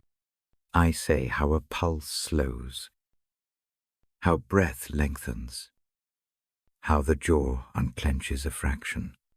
These small bodily signs are the way peace makes itself known. The verse promises a guarding that is practical. It shows up quietly in lower shoulders and softer eyes. Sometimes the peace arrives like a hush after a rain. Sometimes it arrives as a steadier rhythm in the belly. Both forms are welcome. Both are proof that the guarding presence is present. If the night still holds restlessness, do not judge the lack of immediate calm. The promise stands even if feeling lags. A promise is not dependent on emotion. It is a steady claim laid over the night. Let me read the verse one more time in that low cadence. Hear the line. Let each pause be a place to breathe. The words settle. The room receives them. They move inward slowly and without force. After reading, stay in silence for a few breaths. Do not try to interpret or analyze. Allow the sound to become memory. The memory will work overnight. It will settle into the small muscles that remember calm. Waking in the night, the memory will be there as a hand to return to. That is the gift of repeated hearing. If prayer feels right, offer a brief sentence as you lie down. Keep it short. Ask simply for the peace to guard the chest and the mind. If the body will not still, let the prayer be a breath. Breathe in and say the phrase silently. Breathe out and let the air take it. Prayer is not a transaction. It is a habit of receiving. I close the book slowly. The lamp stays dim. The house breathes its steady hush. The verse sits like a small light on the pillow. It will be near through the night. Before sleep, try a final, very short practice. Rest the hands on the belly. Take 3 slow breaths. On each out-breath, say inwardly one of the 3 short phrases you chose earlier. Let the words be anchors. Do not worry if the mind wanders. Bring it back gently each time. Each return is a small, ordinary act of courage.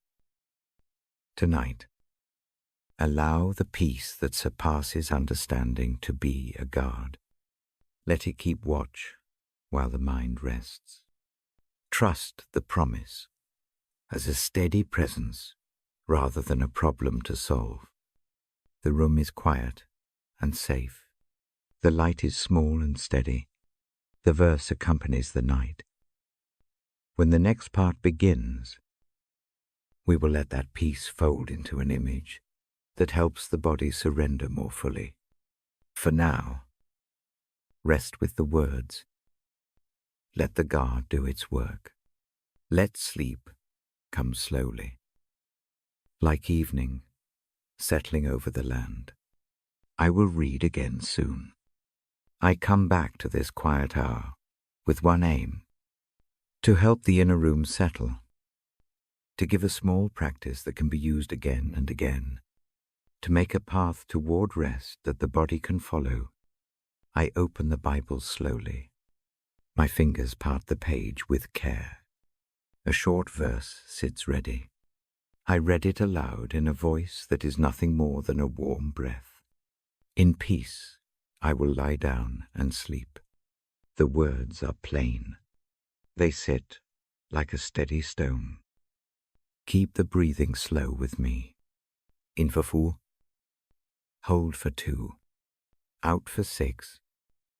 Let the out-breath be longer than the in-breath. The longer exhale lets the muscles begin to loosen. The breath becomes a clock. It keeps time so the rest of the night can find a rhythm. Begin with the feet. Notice the soles against the sheet or the floor. Tighten the toes for 1 slow count. Hold. Let them soften. Imagine a small sunbeam sliding along the arch. It warms the skin. It loosens the small knots in the toes. Stay with that feeling for 2 breaths. Move that attention up to the calves. Breathe in and draw a little tension. Then breathe out and let the calves melt. The muscles release like wax. If a thought insists, name it gently, a single word. Worry, list, nose. Let the thought float by like a piece of paper on a slow current. Do not chase. Do not argue. The knees and thighs follow. Tighten both legs briefly on an in-breath. Carry the breath into the hold. On the out-breath, allow the legs to go heavy. Feel gravity. Take them. The body remembers how to be supported. The shoulders somewhere in the back of the body. Notice and begin to let go. Bring attention to the hips. Soften there. Hips often hold the day's ledger. With 1 slow exhale picture, the hips spreading a small fraction, as if a chair has made room. The pelvis unwinds a bit. The lower back sighs. Each release is small and real. Move up now to the belly. Place a hand there, if it helps. Breathe into the hand. Feel the rise and fall. If the stomach is tight, breathe into the tension. Name the sensation without judgment. Tight, hollow, knotted. Gentle naming reduces the insistence of the feeling. The chest is next to. Imagine a thin quilt laid over it. This quilt is simple. It is stitched with small mercies. Each stitch holds the memory of a kindness, a neighbor's handshake. A cup set down. A short note received. Picture the quilt warming the sternum. It does not press. It keeps gentle company. Lift attention to the shoulders. Draw them up toward the ears on an in-breath. Hold briefly. On the out-breath, drop them far from the ears. Let the shoulders slide down the back like curtains closing. The neck lengthens. The jaw softens. Let the tongue rest in the mouth without clenching. Now soften the face.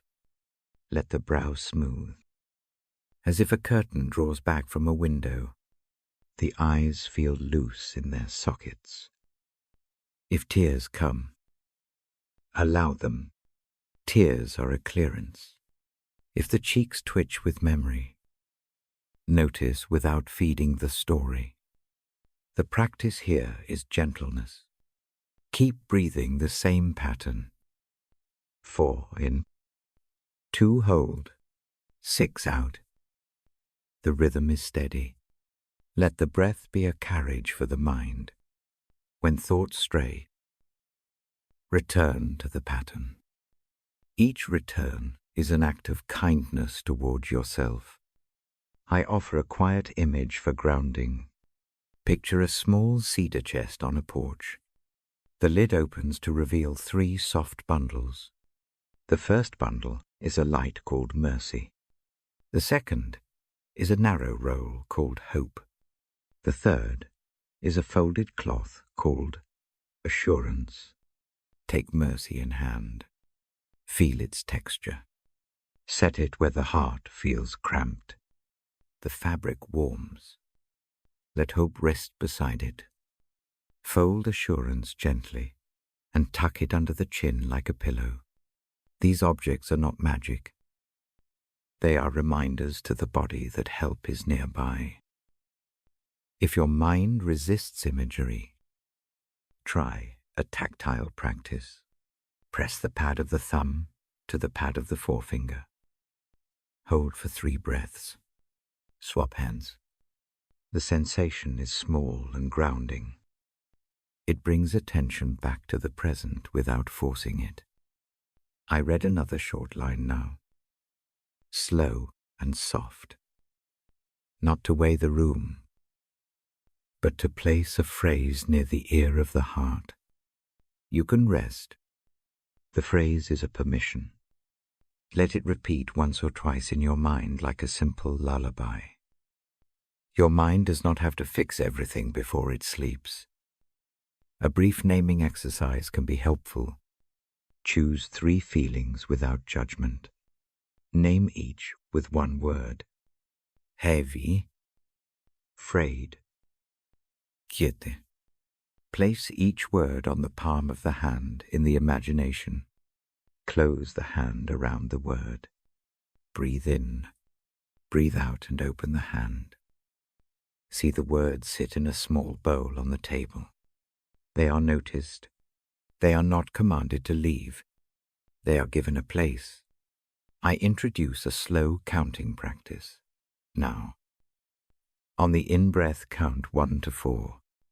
On the out-breath count 6 to 1.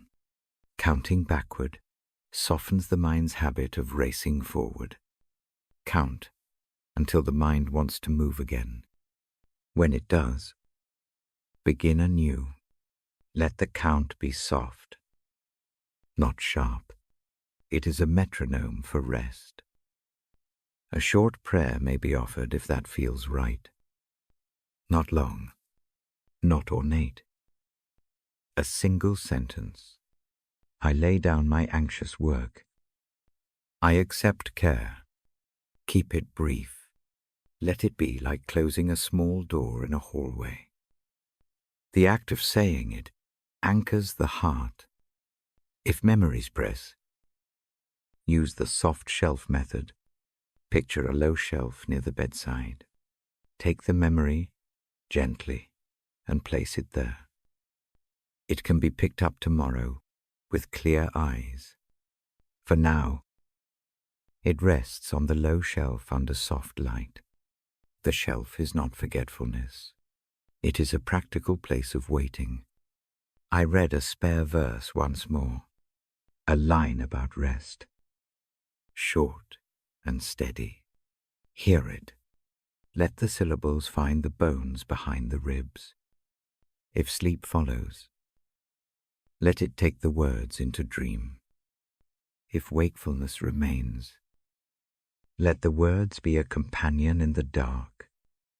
Tu deepen surrender. Imagine the room is a quiet garden inside the chest. Small plants grow slowly there. Each breath waters the soil a little. Kneel beside a single plant in that garden. Give it a name. Admire a small leaf. The motion teaches patience. Healing is growth. It is not hurried. If anxiety tightens in the night, try this micro-practice. Place the tongue behind the upper teeth. Breathe out slowly. The simple adjustment calms the vagus nerve and shifts the body towards safety. It is quick and discreet. I keep the voice low. The pace is deliberate. Pause often. Silence is part of the practice. It lets the muscles accept the changes the breath asks for. Silence does not press. It holds. If sleep comes, receive it without obligation. If it does not, let the evening be a session of tender training. Rest practices are muscles. They grow stronger with repetition. Tonight's work matters even if it feels small. I close the Bible gently. The cover rests under my hand like a practiced friend. The book will wait on the bedside table, ready for another night. The quiet you cultivate now is a habit you can return to. It keeps company with mercy and hope in small increments. One last breath together. In for 4, hold 2, out for 6.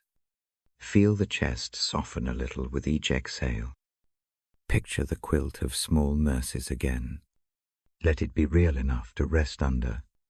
When the next part comes, we will continue with gentle routines that help the body release more deeply. For now, let the practice live in the ribs and the hands.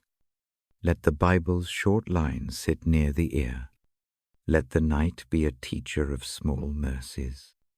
Sleep, when it arrives, will find you with a steadier breath and a softer jaw. If it waits, the work done tonight still matters. The inner room grows calmer, one small stitch at a time. I will read again. For now, rest. I lift the Bible and let my thumb rest on the page. The lamp warms the cover.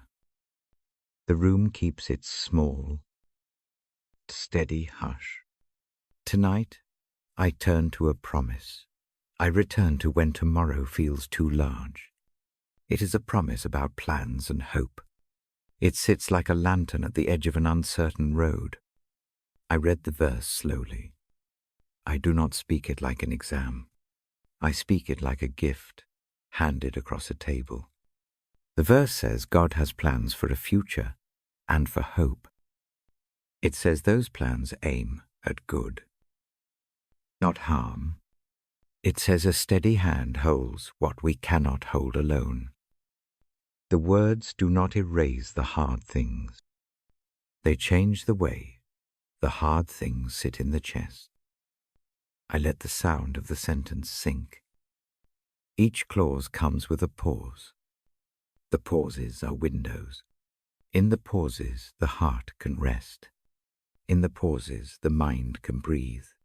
I imagine the promise as a map folded in the palm. It is not a perfect map. It does not show every storm. It shows enough waymarks to keep walking. Hope in this verse is not a loud firework. It is a small, reliable flame. It is the lamp on a pier when the sea looks endless. It is the soft sign that morning will return. The verse places hope in the future, like a lamp placed at intervals along a path. Each lamp is not an answer to every fear. It is a point to aim for when the next step feels uncertain. I give a gentle exercise now. Keep the eyes closed, if that helps. Breathe in for 4. Hold for 2. Breathe out for 6. Picture a folded map on your lap. Open it slowly. On the map, mark one small place you worry about. Name it inwardly. Is it tomorrow's meeting? A call, a health concern. Place that name on the map like a dot. Now imagine a hand you trust laying a small light next to that dot. The light does not fix the whole route. It simply points to a next step. Notice the chest. Does it ease even a fraction? That tiny ease is the map doing its gentle work. The promise of plans and hope is not a vanish-all solution. It is a guide that lets the legs move again. I speak of tomorrow, not as threat, but as something to be met in mercy. The verse invites a slow posture. It invites us to carry the day's weight differently. Instead of piling anxiety about the future on tonight, try setting one worry gently on the bedside table. Picture the promise like a soft cloth draped over it. The cloth does not hide the problem. It keeps the problem from pressing into sleep. Hope is practice as well as promise. Practice looks like small acts repeated.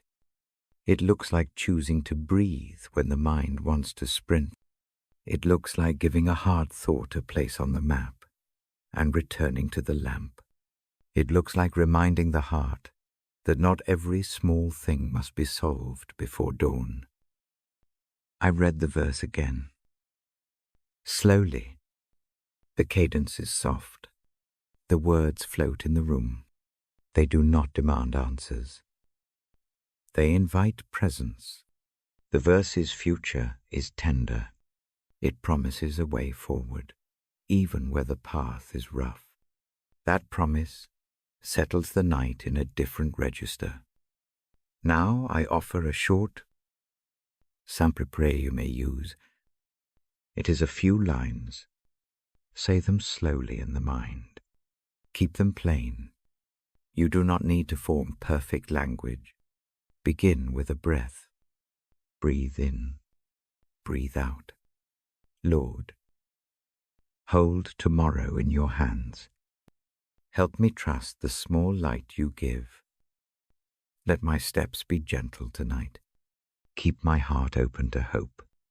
Say those lines once or twice. Let each phrase sit like a small pebble placed on calm water. Watch the ripples spread across the chest. The prayer is short, so the body can follow it. Prayer that is brief can be more like a touch than a speech. A touch is enough sometimes to change a tense shoulder. I describe hope with one more image. Imagine a small garden behind a house. The gardener plants seeds, even when winter still rests on the soil. The seeds do not sprout instantly. The gardener waters them in faith. The act is quiet and faithful. This verse places our nights in that garden. Rest is the soil. Hope is the seed. Mercy is the light that keeps care steady. If strong fear presses the chest, try a tiny, practical step. Write one small plan for tomorrow on a scrap of paper. Only one line. Fold it. Lay it on the bedside table.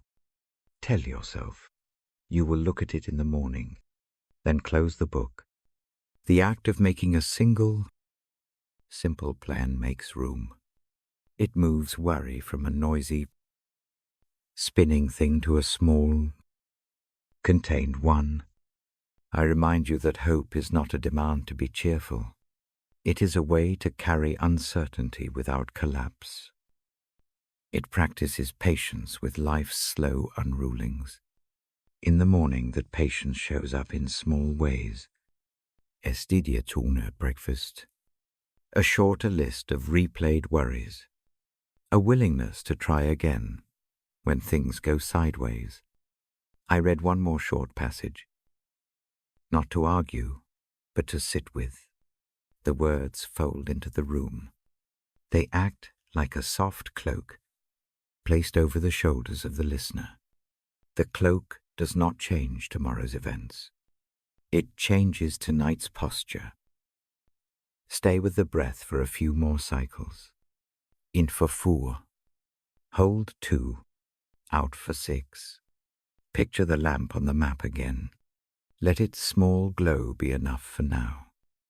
If sleep comes, accept it gratefully. If not, let the lamp remain a companion. Let hope be present as a patient light that waits. Tomorrow will not demand perfection. It will need presence. The verse promises a future threaded with hope. It asks for a small trust tonight. That trust is a deed. It is a choosing of rest. When the mind wants to guard the night, I close the Bible gently. The ribbon folds between pages like a marker left for a friend. The lamp keeps its low hum. Before I leave the room, I say a short blessing over this quiet. May the plans that hold you be gentle. May the hope that waits be near. May mercy walk with your first steps in the morning. When the next part begins, we will hold the idea of hope in another image. We will look at how small rituals at bedtime make hope feel more real.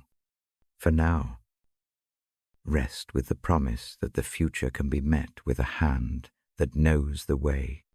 Breathe. Let the night keep the map. Let the lamp guide one small step at a time. I sit with the lamp low. The Bible rests in my hands. The house breathes in a slow, even way. Tonight the pages feel like a map I have learned to trust. My voice is soft. The words come as if I am tucking the room into a gentler place. A season of hard days arrives once in a while. For me, it is a long winter of small losses. Work thins out. A routine that once fit like a jacket becomes too loose. A friend moves away. The body answers with a tiredness that is more than sleep can heal. The mind tightens into rehearsed fears. The calendar looks like a list of knocks that will not stop. I do not name every detail. The specifics are not the point tonight. The shape matters. It is one of those stretches when each morning seems to demand more patience than I have. I wake with a weight. I walk through the day counting what has gone wrong. I carry a knot in the chest that hums under the ribs. Nights stretch long and thin. I come to the bedside with that knot. I open the Bible because sound steadies me in ways thinking alone cannot. I let the book be a lamp on the table. I read passages that do not argue but promise. I read them slowly, and I listen for how they land in the bones. The words act like a hand at the small of my back, steadying a step that feels unsure. There is a night I remember clearly. Rain taps the window in a patient rhythm. The lamp pools light on the pages. I read a verse about a future held safe. The sentence settles on me like soft cloth. It does not answer all the counting. It simply gives a small assurance there is more ahead than this tight hour. That assurance is not loud. It is a soft shape that fits into the chest like a borrowed warmth. After the reading, I stay with one practice I have learned. I breathe with intention. In for 4, hold for 2, out for 6. The exhale is longer. With each breath, a fraction of the tension loosens. This is not a quick fix. It is a habit. Over nights, it changes the way the ribs hold themselves. The breath becomes a teacher that whispers, "Steady, now." Hope returns slowly. It does not leap in like a sudden sunrise. It appears as a small green shoot at the edge of a winter garden. At first I miss it, thinking only of what remains brown. Then I notice it again. The noticing itself is a point of renewal. To see one small thing that contradicts the long list of lack is to find a door ajar. Community helps. On a wet afternoon, a neighbor drops by with a small jar of soup. No sermon accompanies the bowl. No grand words. The handoff is quiet. That small kindness becomes a lantern. It reframes the day. The knot in the chest loosens a fraction because someone else has seen the load and chosen to set a warm thing into my hands. Acts like these do not solve everything. They remind me that I am not alone on the path. Music helps too. A short hymn, hummed under the breath on the walk home, arrives like an old friend. The melody is simple. It repeats the same comforting phrase. The repetition trains the heart to remember a shape of mercy. When words are not enough, the ear remembers steadiness. There is a turning point that is almost invisible. It comes one morning when I rise with the same tired chest but decide to walk a different route. The air is cool. A small park lies along the way. I sit on a bench worn by many seasons. A robin hops near the path and pecks at the leaf litter. The bird seems indifferent to my private troubles. That indifference is a relief. It reminds me that the world keeps making small life in spite of my worry. On that bench I read aloud a short passage again. I choose phrases that promise presence rather than performance. The text speaks of hands that guide and of a steady plan that looks toward good. I do not force meaning into every line. I let the phrases rest. The natural world and the words fold together. The leaves move. The heart breathes a little easier. Hope grows through small practices. I keep a tiny notebook by the bed. Each night, I write 3 small things that went well, not grand items. A kind look, a cup of tea that did not spill, a sentence that was said without edge. The list trains the eye to notice grace in small places. Over time, the notebook becomes a ledger of light. When a hard morning arrives, I turn the pages. The past begins to remind me that mercy has been present before. Prayer becomes simpler in this season. I stop trying to craft long arguments. Instead, I breathe a short sentence. Help me walk tomorrow. I might say, or hold this weight for a moment. The prayer is like handing up a small parcel to someone I trust. The act acknowledges that I am not the only hand on the rope. Work does not change overnight. The tasks remain. The demands still press. But with prayer and small practices, the posture changes. I move through the day with less of a ledger in the chest. Mistakes no longer become a private tribunal.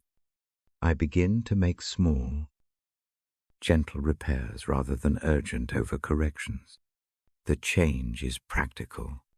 It looks like shorter emails and slower replies. It looks like pausing before answering when the tongue wants to sharpen. At the bedside, the Bible remains steady. I read passages that speak of protection and of a future that holds hope. The verses are not abstract promises of ease. They are smaller images, a lamp by the door, a harbor for boats, a hand near the brow. These images do not erase pain. They rearrange it. Pain becomes one thing among many, instead of the sole architect of the night. A season of renewal is not simply personal. It finds shape in ritual. I keep a simple routine. A cup of tea, a short reading, a small notation in the notebook. The routine scaffolds me. It makes hope practical. It turns a feeling into an act. Each night's practice is a stitch sewn into a larger garment of mercy. There is a night when a letter arrives that changes the tone of many days. The words inside do not claim to fix everything. They offer an honest apology and a willingness to repair. Reading it, I am reminded that renewal often arrives through another person's courage. The letter does not erase my part in the story. It opens a new page where mending is possible. The heart responds with gratitude and with readiness to act with gentleness. I speak of assurance now because it matters. Assurance is not an abstract doctrine. It is a steady hand that meets trembling. It is a promise that tomorrow does not have to be won by panic. It is the sense that someone who knows the road walks with me. I say this as one who reads the Bible for others at night. I know the calming power of the voice and the text. The scripture I read offers assurances that tuck into the bones. They do not answer all questions. They do something quieter. They say, "You are not abandoned." They say, "Mercy is near." Renewal also requires patience. I cannot demand immediate transformation. I learn to allow time. The small practices are not tricks to bypass sorrow. They are ways of receiving care while becoming fit to walk again. A muscle heals by repeated gentle use. The heart learns the same way.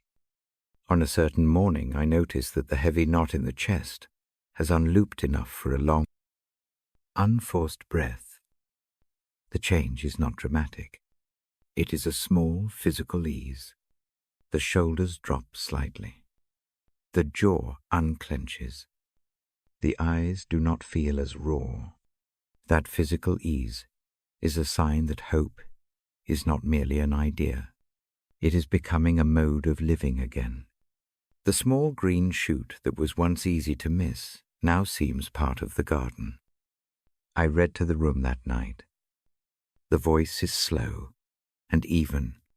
I choose a passage that reminds me of steady plans and gentle care. The words fall lightly. I let them sit. The lamp warms the page. The house keeps its hush. In that hush, a new motion lives small acts of care given and received. They form a path forward. Before I close the book, I give one simple invitation. Breathe with me. In for 4. Hold for 2. Out for 6. Picture one small thing you can do tomorrow that leans toward life. Maybe a short walk. Maybe a note to a friend. Maybe making a cup of tea for someone who needs it. Keep it small. Let hope grow through tiny, faithful steps. Renewal is a journey, not a single event. It asks for steady, gentle work. It asks for honest nights and simple prayers. It asks for the courage to accept help. If the heart is willing, hope returns not as a demand but as a quiet companion. It arrives in small mercies and in the slow practice of presence. I close the Bible softly and lay a hand over its cover. The room breathes. The light dims a fraction. The promise rests here in plain terms. There is a future shaped with mercy. There is a path that opens one step at a time. Rest now. Let the steady promises hold you as you sleep. Tomorrow we walk again, with a small lamp and a willing heart. I come back to the chair by the window. The lamp is low. The Bible rests open. My thumb keeps the page warm. Tonight I bring a short phrase from Scripture into the room. Pray continually. Its shape is small and clear. It fits the slow rhythm we have kept. Prayer sounds larger on paper than it often feels in the body. It can seem like a long list or a public performance. In fact, prayer is often tiny. It is a steady thread through the day. It is a soft cord that ties the hurried parts to a patient hand. I have watched it do quiet work. It steadies shoulders. It helps breath return to its natural pace. I read aloud before sleep because sound anchors me. The voice carries a verse into the bones. The verse stays near the ribs. When the lights go low, tonight I read the short line and let it settle pray continually, not as a burden, but as an invitation to companionable presence. Prayer, as I hold it here, is like breathing. No special grammar required. No perfect sentences. The breath itself can be prayer. The in-breath is noticing. The out-breath is offering. This small map makes prayer possible even in the tired hours, when words are thin. Try this now with me. Breathe in for 4. Hold 2.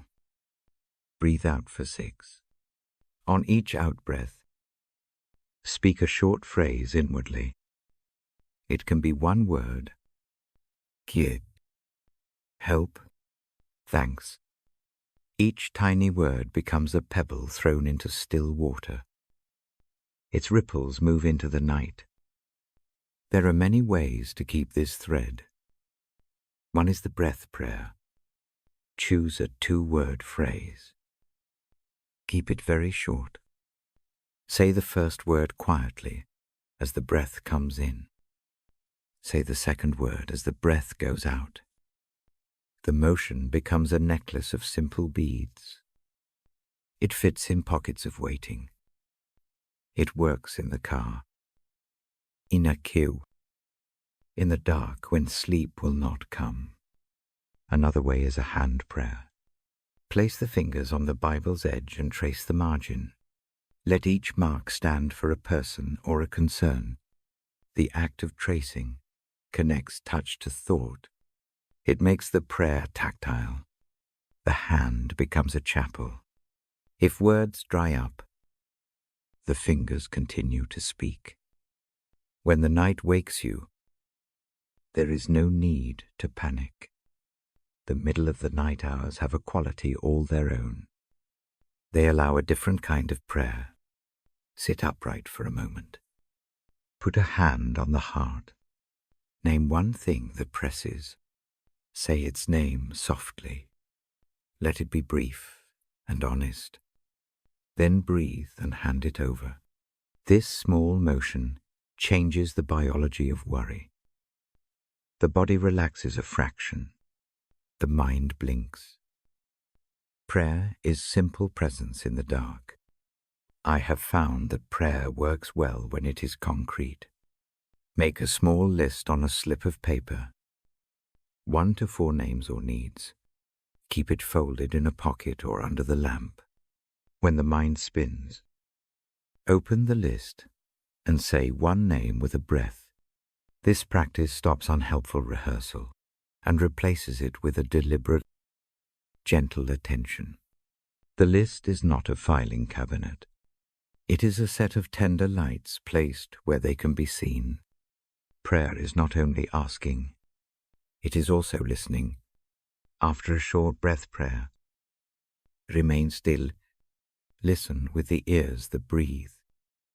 The listening may be a small warmth in the chest, a thought that feels new, a memory that softens. Listening is practice. It trains the soul to receive as well as to request.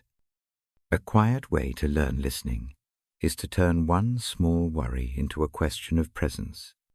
Instead of asking how something will end, ask, who is with you now? The question redirects the heart from frantic forecasting to noticing company. Often, in that noticing, the next step appears in a much gentler form. prayer can be physical. I sometimes rest a hand on a knee or over the heart while praying. The contact makes words less abstract. The hand reminds the nervous system that a body is present, not just thoughts. The simple touch brings prayer down from ideas into living flesh. Do not be surprised if prayer sometimes looks like silence. Silence is not absence. It is a form of speech that the body understands. Sitting in quiet allows the breath to be prayer without verbal form. The Bible read aloud then becomes a companionable voice nearby. The ancient sentences rest like a pattern under the quiet. They steady the night's rhythm. When anger or grief rises, prayer becomes repair work. Begin with a breath. Name the feeling. Offer it a single sentence. I am tired. I am hurt. I am afraid. The sentence is not a confession of failure. It is recognition. Recognition calms the nervous system. It creates a small space where mercy can step in. Mercy often looks like small acts after the prayer. A short forgiveness offered. A cup of tea made for someone who is weary. A phone call that says nothing more than I'm here. These acts are prayers in body. They give the words an orbit. Prayer is not a separate category of life. It threads into ordinary kindness. Etims. Words fail completely. Those nights, I use the simplest prayer I know. A breath in, and the name of God held lightly in the mind. No eloquence, no pressure. The name acts like a lamp left near the bed. The lamp does not force courage. It simply shines a steady way. Pray continually begins to make sense when prayer is not a performance. Think of it as a continuous string of brief touches. Small breath prayers, a hand on the Bible, a name said in the dark, a minute of listening. These small touches make a life that moves with companionable presence rather than frantic isolation. I keep a small ritual for the evening that helps prayer stay gentle. After reading, I fold the ribbon in the page I chose. I breathe with the passage once more. Then I lift my hands and make one short sentence of offering. It may be a single word hold, or it may be to be near. The brevity keeps the body quiet. The practice is faithful over time. There is also power in shared prayer.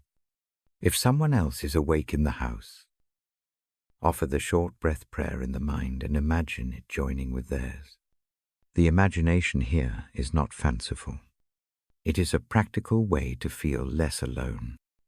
Shared breath builds a subtle bridge between hearts. Prayer changes how the future sits on the chest. It does not promise dramatic erasure of difficulty. It reshapes the present. In the small practice of prayer, hope moves from being a far idea to being a hand to hold that next step. That change is practical. It loosens tension. It deepens sleep when it comes. When doubt nags, keep the prayer small. Turn the doubt into a single request. Steady me. Keep the sentence short. Repeat it with breath. The repetition is not empty. Each repetition is a small act of trust. Prayer is a muscle that grows with steady use. If worry insists on plans and lists, try setting one small plan in a separate place. Fold the worry and place it on the bedside table. Write one actionable step on a paper scrap. Promise the morning to look at it. The act moves the worry from the immediate night and saves energy for rest. This is prayer in a practical form. It is a discipline of handing over. Prayer is also the basis for forgiveness at night. A short prayer that names a hurt and asks for help to forgive is powerful. It does not erase the need for repair. It opens the heart to take the next step without collapsing under shame. The prayer shifts posture. It changes the night from a tribunal to a workshop. I remind myself that prayer is not always solved in one sitting. The command to pray continually is patient. It expects many small acts rather than a single dramatic moment. If a night is restless, keep making the small movements. Breathe. Name. Hand over. Listen. Repeat. Each small repetition is a brick in a quiet shelter. Before I close the book tonight, I offer an invitation. Choose one small prayer to carry to sleep. It must be short. Make it 2 words if that helps. Tuck it into the pillow like a small coin. When the mind wakes, repeat it with the breath. Use it to return gently to stillness. I press the ribbon into the page. The lamp is low. The room breathes with me. Prayer sits not as a duty, but as a loving habit. It is a steady line that links the day to the night. The soul to the steady hand that watches. Pray continually. Let it be kind work. Let it be simple. Let it be like breathing. Now, breathe in for 4. Hold for 2. Breathe out for 6. Say your small phrase once. Let the night collect it. I will read again soon. For now, rest in the quiet company of prayer. I have a small set of motions that mark the end of the day.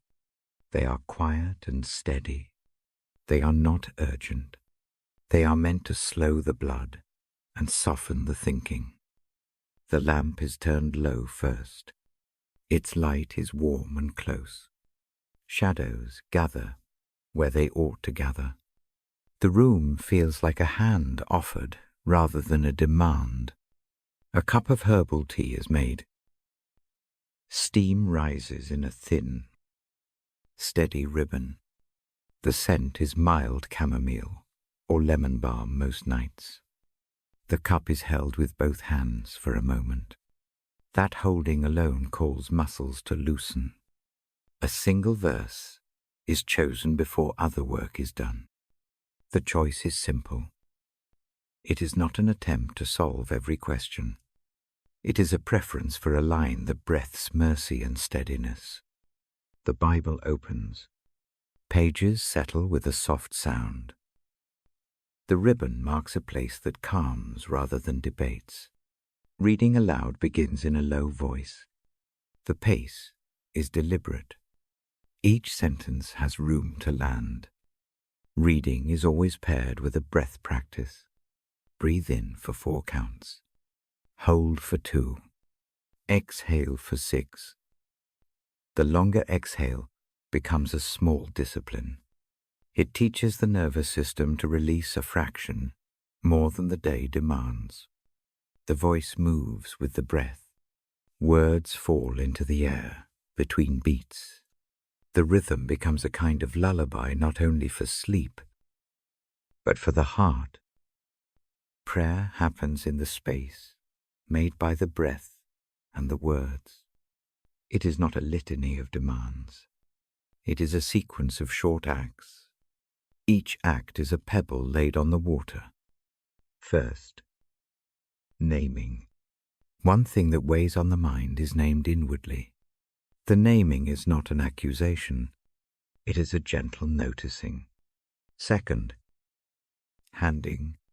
The named burden is imagined as a small object placed on the bedside table, a soft hand imagined.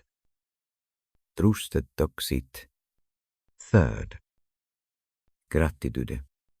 One simple mercy of the day is named The gratitude does not erase difficulty. It shifts vision by a degree. Hands become part of the prayer. One rests a palm on the chest for a few breaths. The contact is practical. It reminds the body that prayer is not only thought, it is touch. Sometimes the other hand finds the Bible's edge and traces a margin. The tracing is slow. Fingers map the pages like a pilgrim walking an old road. The motion ties body and word together in a small, literal way. A breath prayer often follows the reading. A two-word phrase chosen for its ease repeats with each cycle. Two words like be near, or hold me, or give rest. The first word arrives with the in-breath. The second is carried on the out-breath. The repetition fits into pockets of waiting and into deeper night wakings.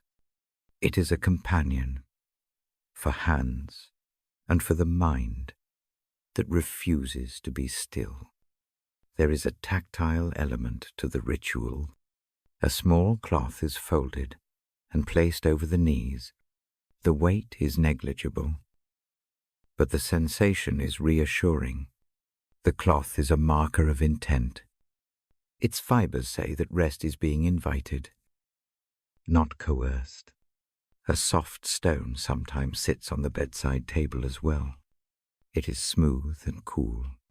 When the mind races, fingers find the stone and hold it for a few counted breaths. The touch grounds the nervous system. The ritual includes a brief silence. After each reading, silence is not empty here. It is a place where the words just spoken can settle. In that quiet, the heart may echo a line in its own way. The echo is enough. There is no pressure to form full sentences.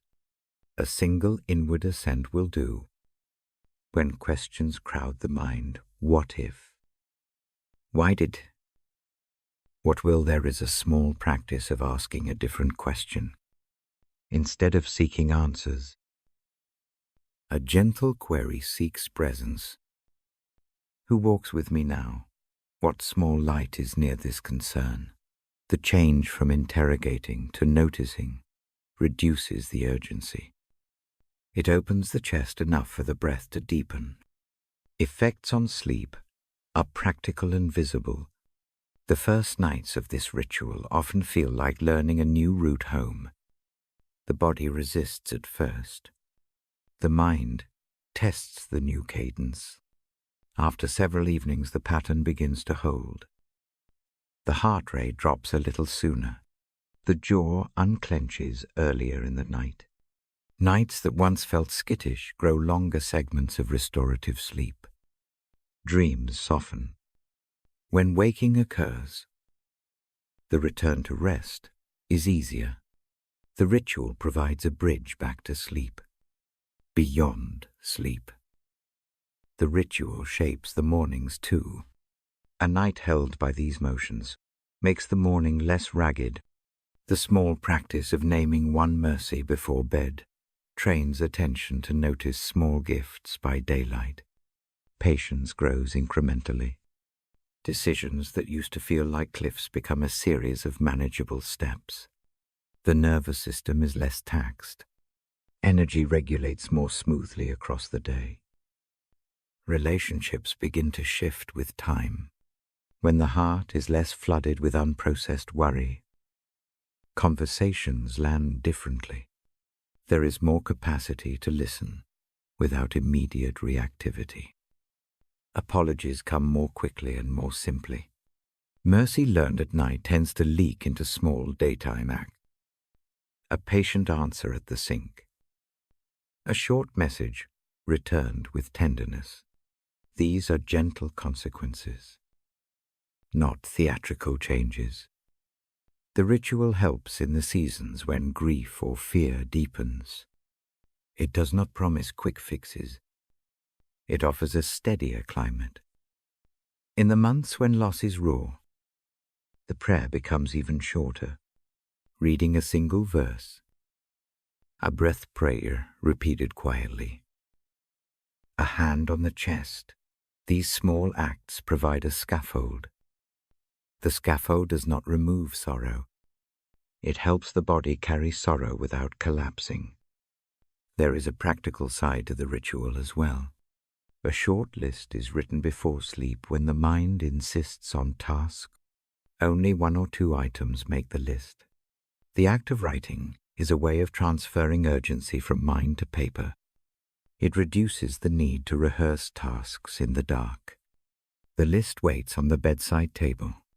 The promise to look at it in the morning gives permission to rest. Night awakenings are handled with the same simple motions. Sitting up, the breath prayer is used. A hand rests on the heart. The Bible may be open to a short line if wakefulness persists. The voice reading softly becomes a companion rather than a performance. The act of being read to, even when alone, evokes a memory of being tended. That memory is powerful. It signals safety to the nervous system. Effects on overall well-being are cumulative. Small, calm moments at night reduce the all-day burden of stress. Headaches become less frequent. Appetite finds balance. The ability to face daily tasks with a clearer mind increases. The ritual teaches the body to expect care at the end of the day. When care becomes habitual, resilience grows. Problems remain. The capacity to meet them shifts. Part of the ritual's strength lies in repetition. The same verse, the same short phrases, the same touch points.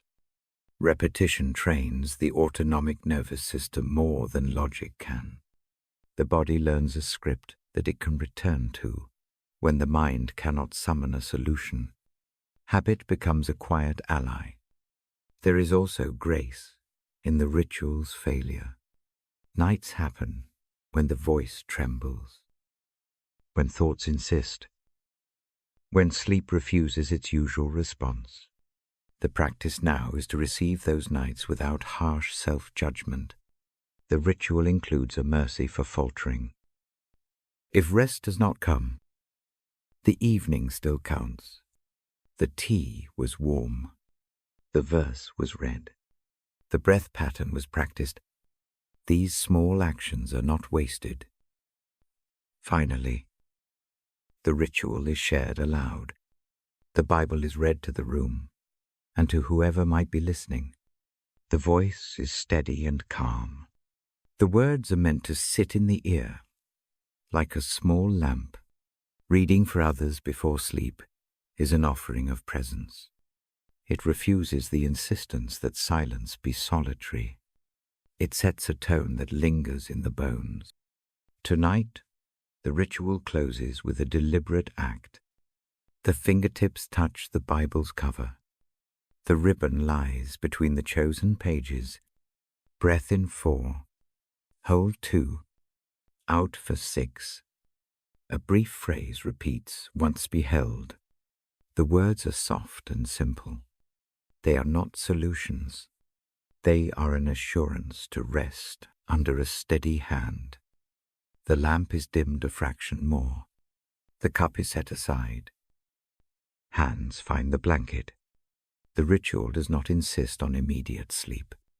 It asks only for a willingness to enter gentleness again and to return to this work tomorrow night. The practice is kept faithfully because it teaches a basic truth care given at the day's edge, changes the way the night is held. The change is subtle and real. The room breathes with that quiet promise. The Bible waits. The lamp pools light like a small harbor. The ritual closes for now, leaving the heart a little more ready to lay down, and the mind a shade less urgent. Tomorrow will come with its own cares. For the moment, rest is invited. and mercy keeps watch. I come back to the chair by the window. The lamp makes a small, steady pool of light. The Bible rests open in my hands. My thumb keeps the page warm. Tonight I bring a simple truth with me. It has been a quiet companion on many nights. Trust in the Lord with all your heart. This line is short. It sits like a calm stone. I read it slowly. I let each word fall into the room, like a small bell. The voice is low. The breath is slow. The sentence does not demand clever answers. It offers an invitation to let go. The heart is invited to surrender not because it fails, but because it is tired. Trust can feel large and vague in the head. At night it becomes practical and small. Trust looks like a rope handed across a pier. You do not need to carry a whole ship to the dock. You only need to pass one line. The line is the peace you cannot hold alone. I imagine my hands opening and letting go of the tautness. The rope moves into steadier hands. I do not promise a life without storms. I will say that trusting changes the way storms feel. A storm still rattles the windows. The light still flickers, but the person who is holding the rope beside you steadies the movement.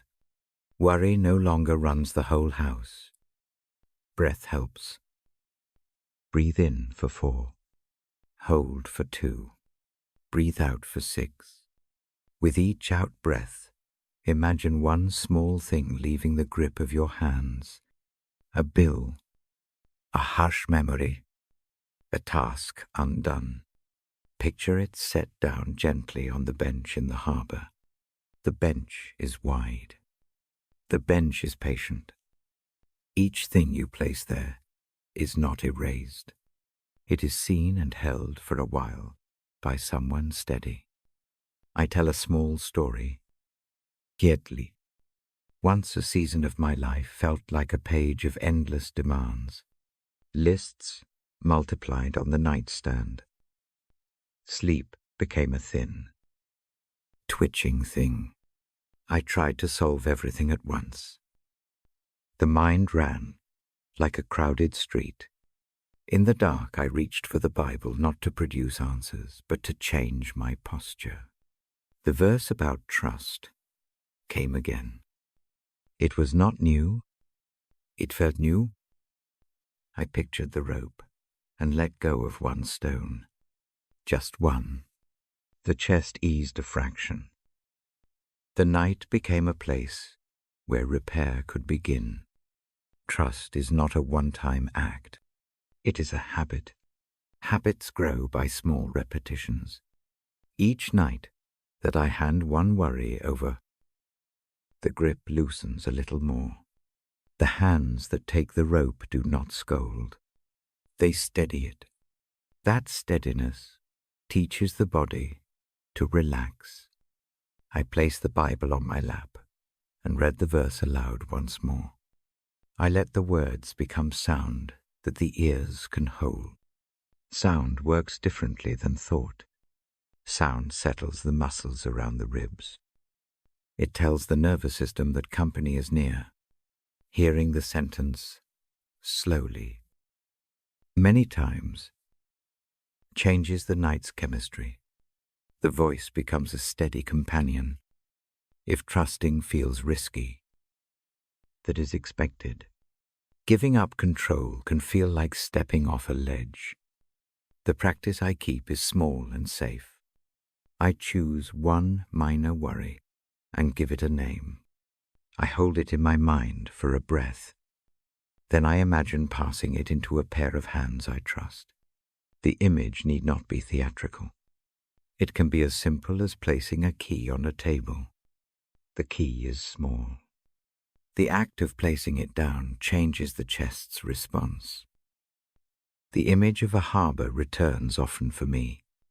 Boats do not avoid the sea because they tie up They come to the pier when they need a safe edge.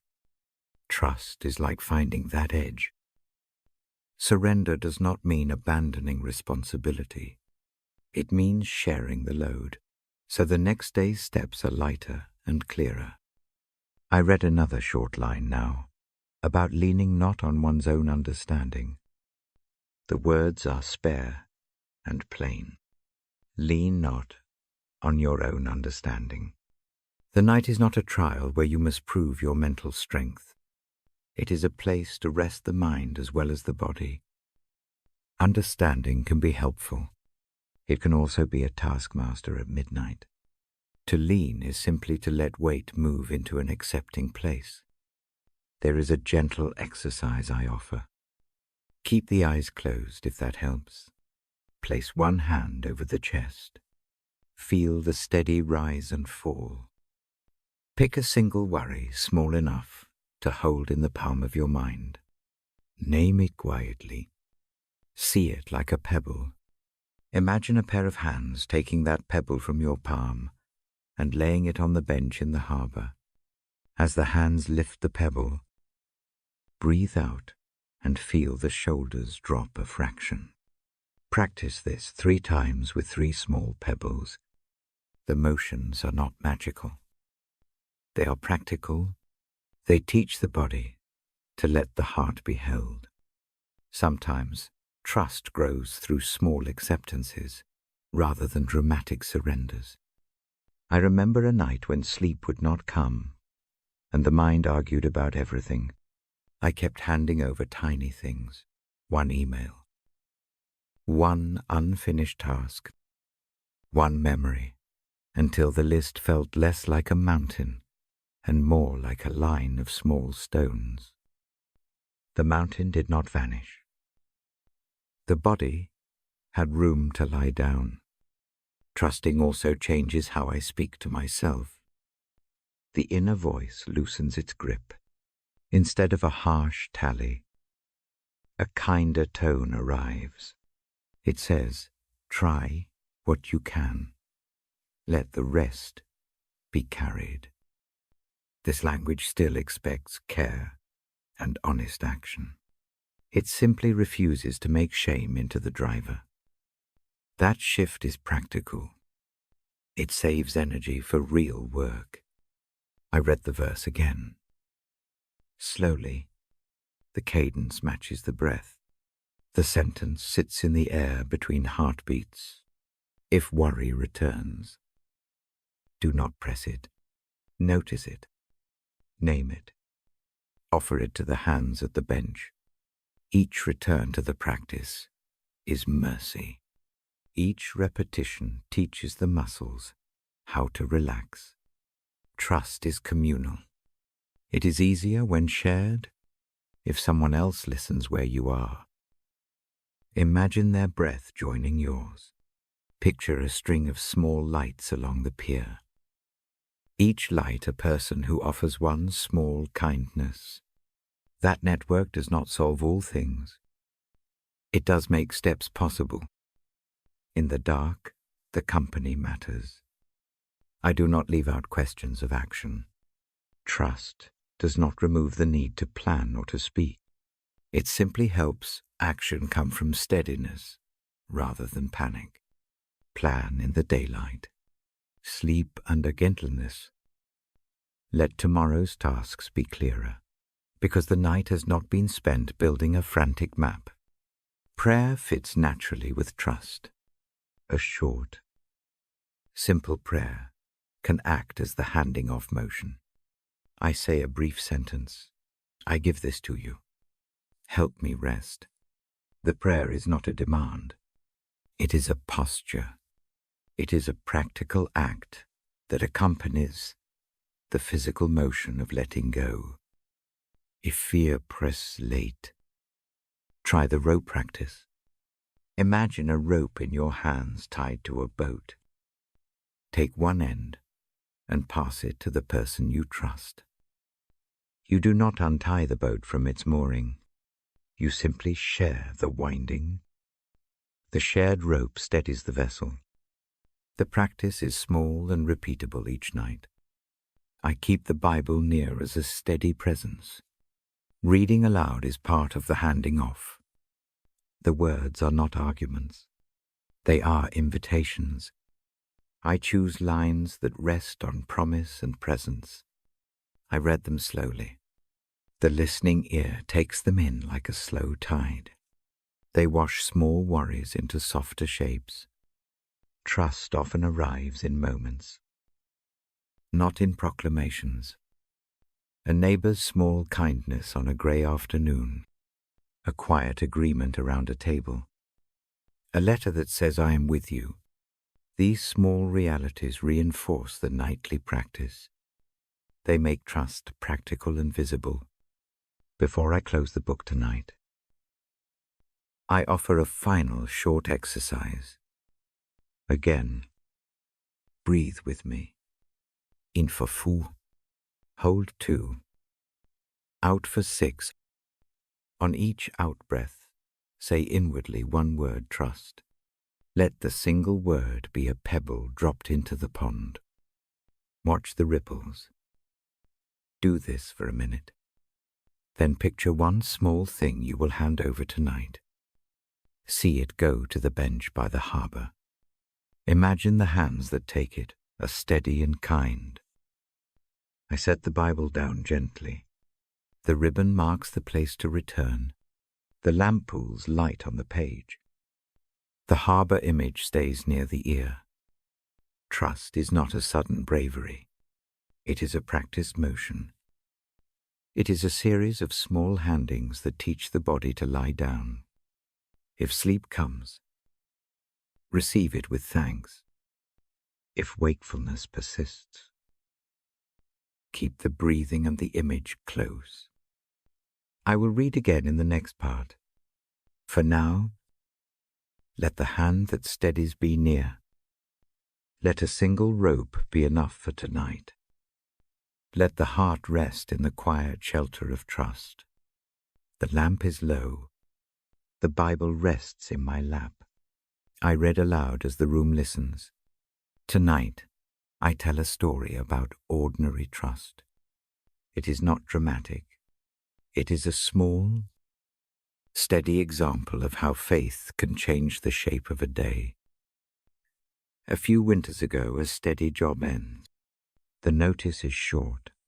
The calendar fills with unknowns. Bills do not stop because income shifts.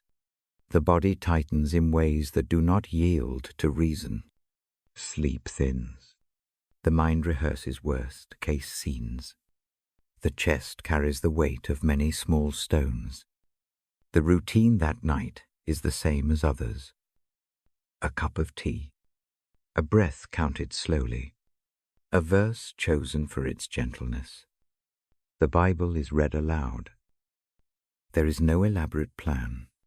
There is a small motion of offering. A single worry is named and placed on the bedside table in the imagination. Hands imagined steady and kind take it. The action is small. It changes the chest by a fraction. Days pass. The search for work begins. Resumes are sent. Calls are made.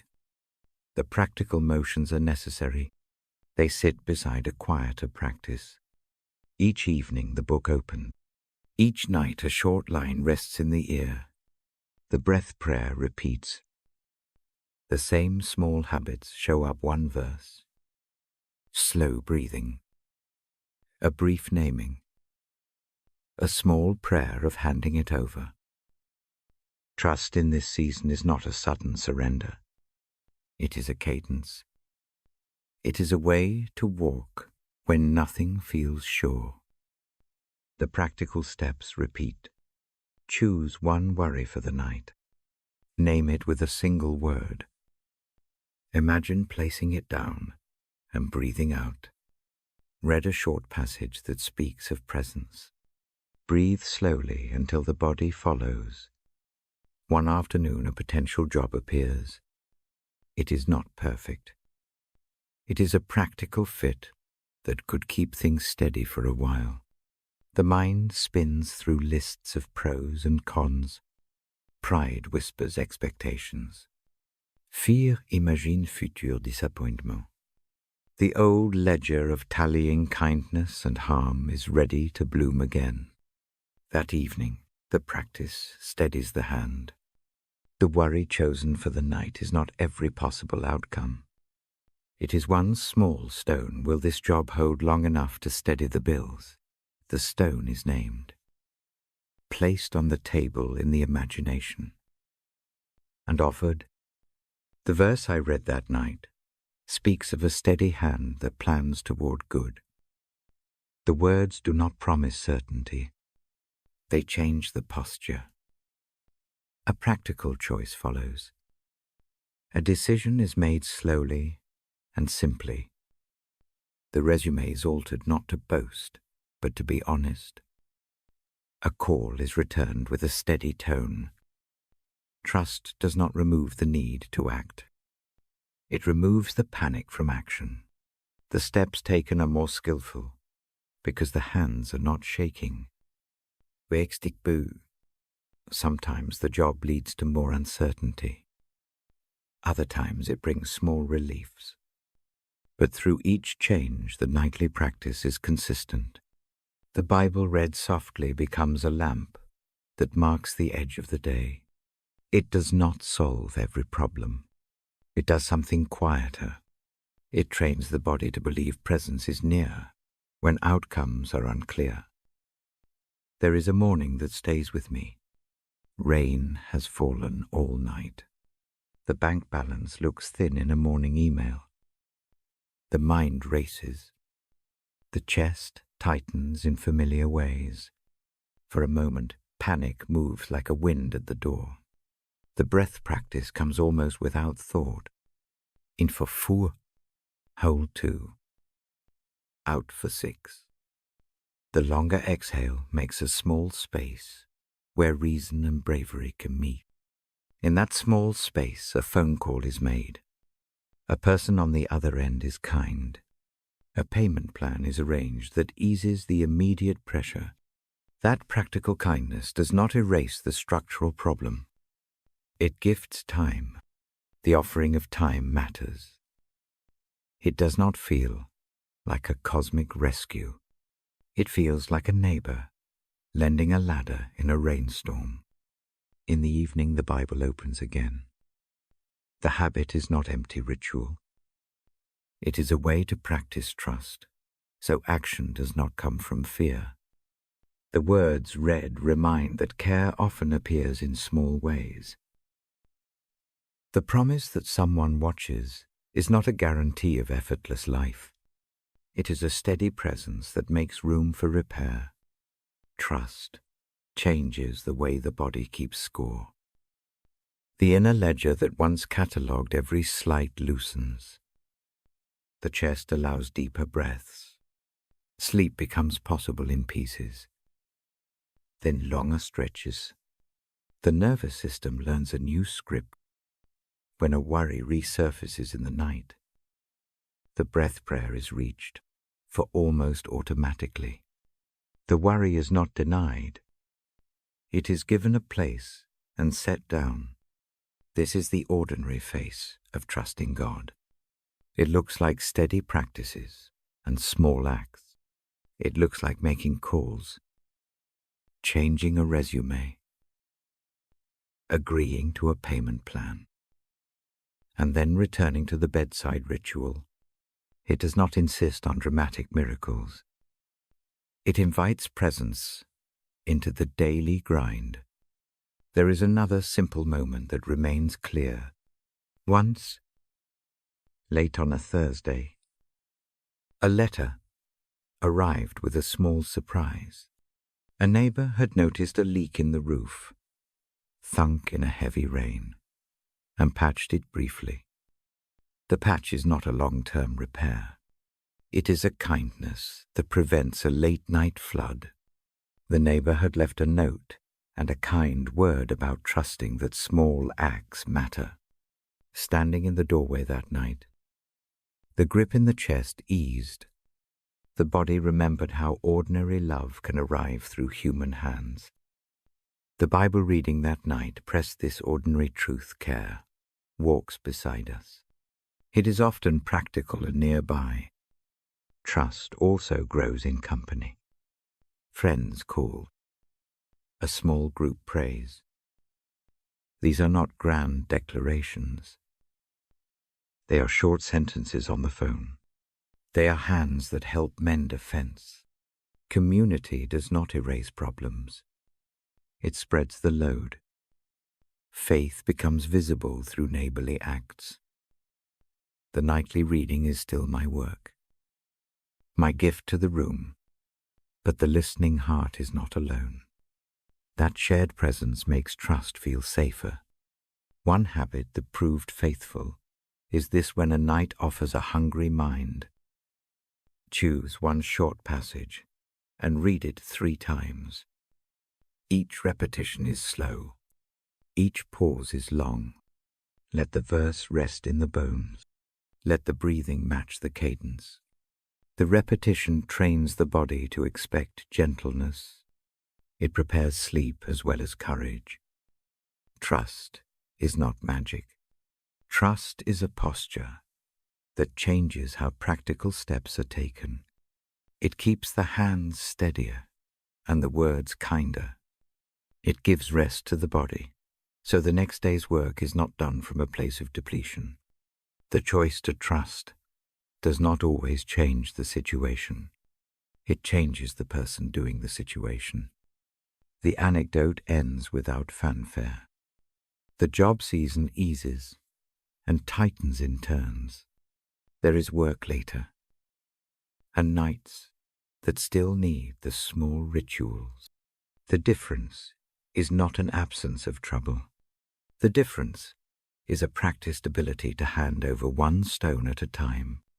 The harbor image returns. The rope is not cast once and forgotten. It is passed night after night. The boats continue to sail. The pier still holds. That constancy matters more than dramatic rescue. I keep reading the Bible to the room. That act is a steady one. It offers words that do not demand answers. They offer a companionable presence. The voice is small and slow. The verses chosen fit for the tired ear. They are promises that shape a restful posture. They are reminders that mercy is practical and close. Before sleep, try a tiny version of what helped me. Choose one worry. Name it briefly. Breathe in 4. Hold 2. Breathe out 6. Picture a pair of steady hands taking that worry and placing it on a bench by a harbor. Hear the small sound of waves. Read one short verse, out loud or in a whisper. Let the sound settle. This night practice does not promise a perfect morning. It does promise a steadier next step. It teaches the muscles how to rest, even where outcomes remain uncertain. It trains faith to be a daily skill rather than a single event.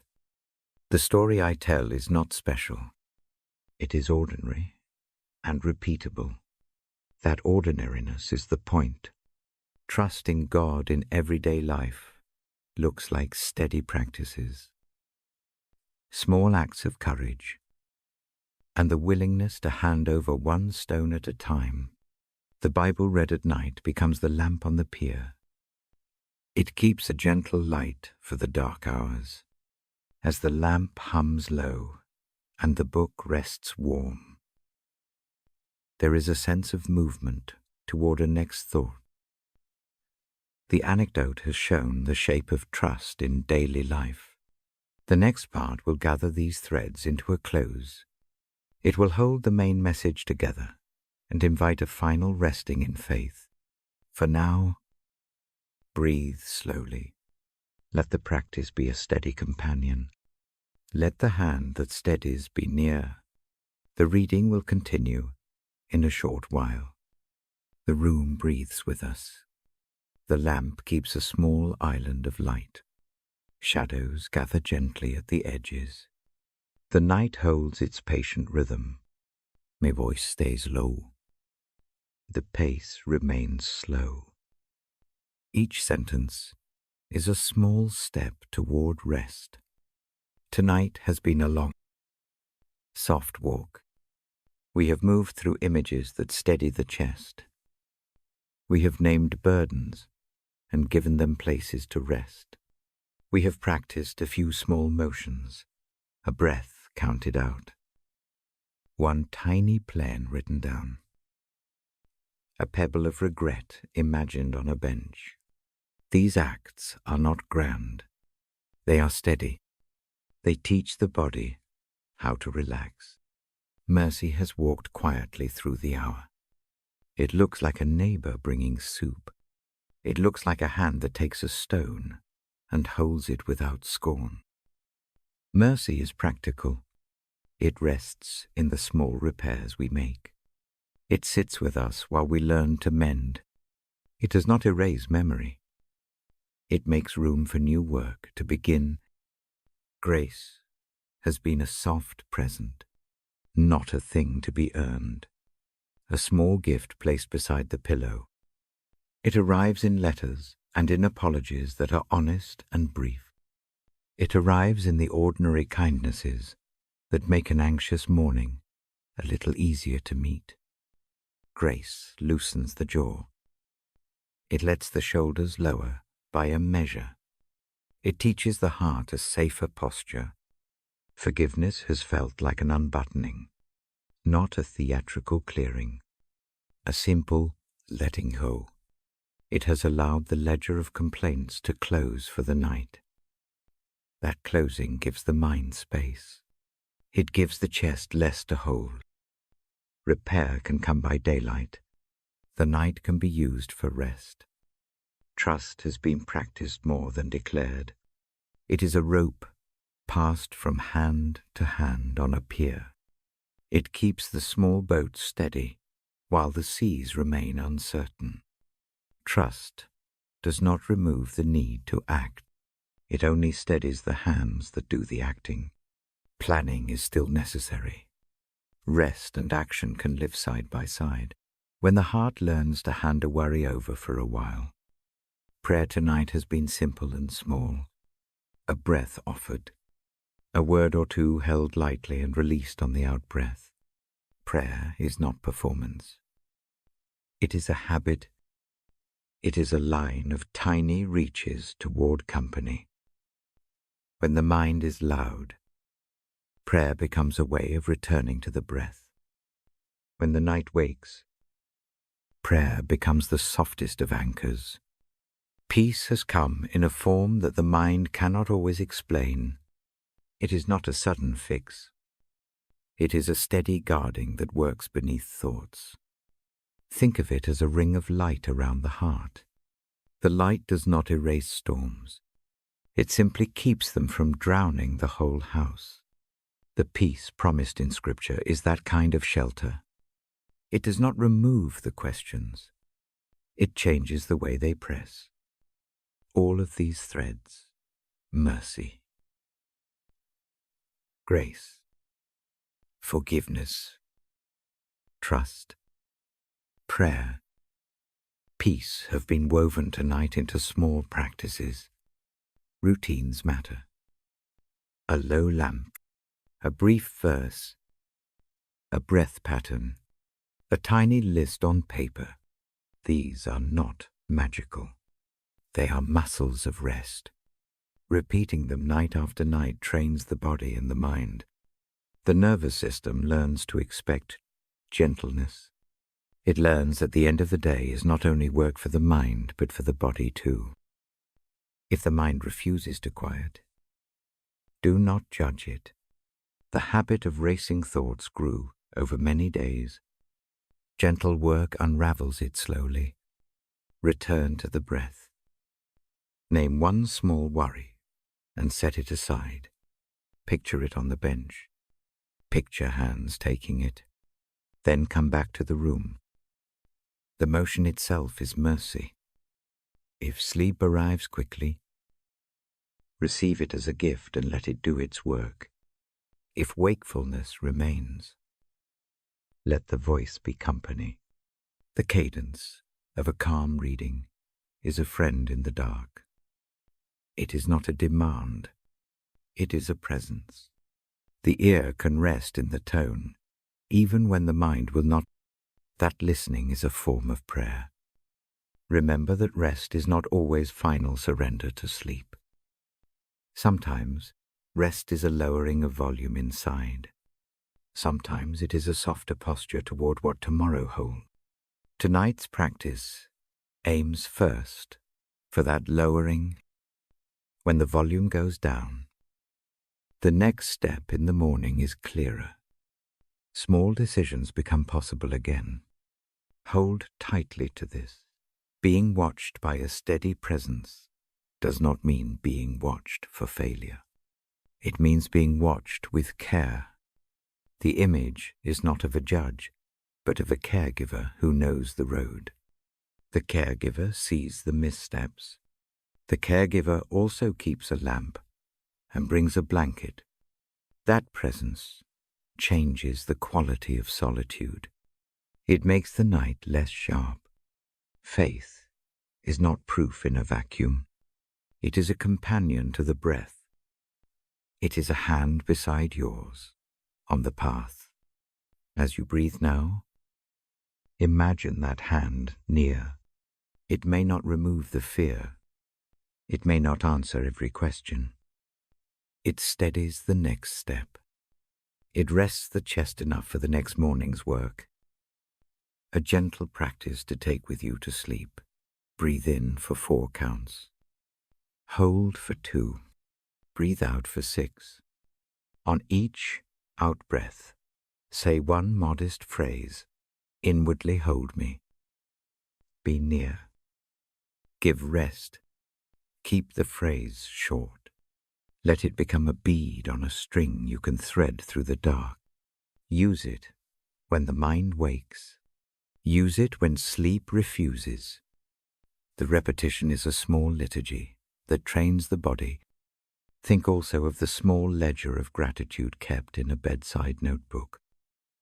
Not lists that demand cheer. 3 small things noticed quietly will do. A warm cup, a kind word, a moment of sky. Writing them does not deny sorrow. It helps the eye to notice light when it reappears. That habit changes the muscle of attention. It is a very practical faith. If you feel fragile tonight, choose a single, modest action for the morning. A walk, a phone call, a note to someone.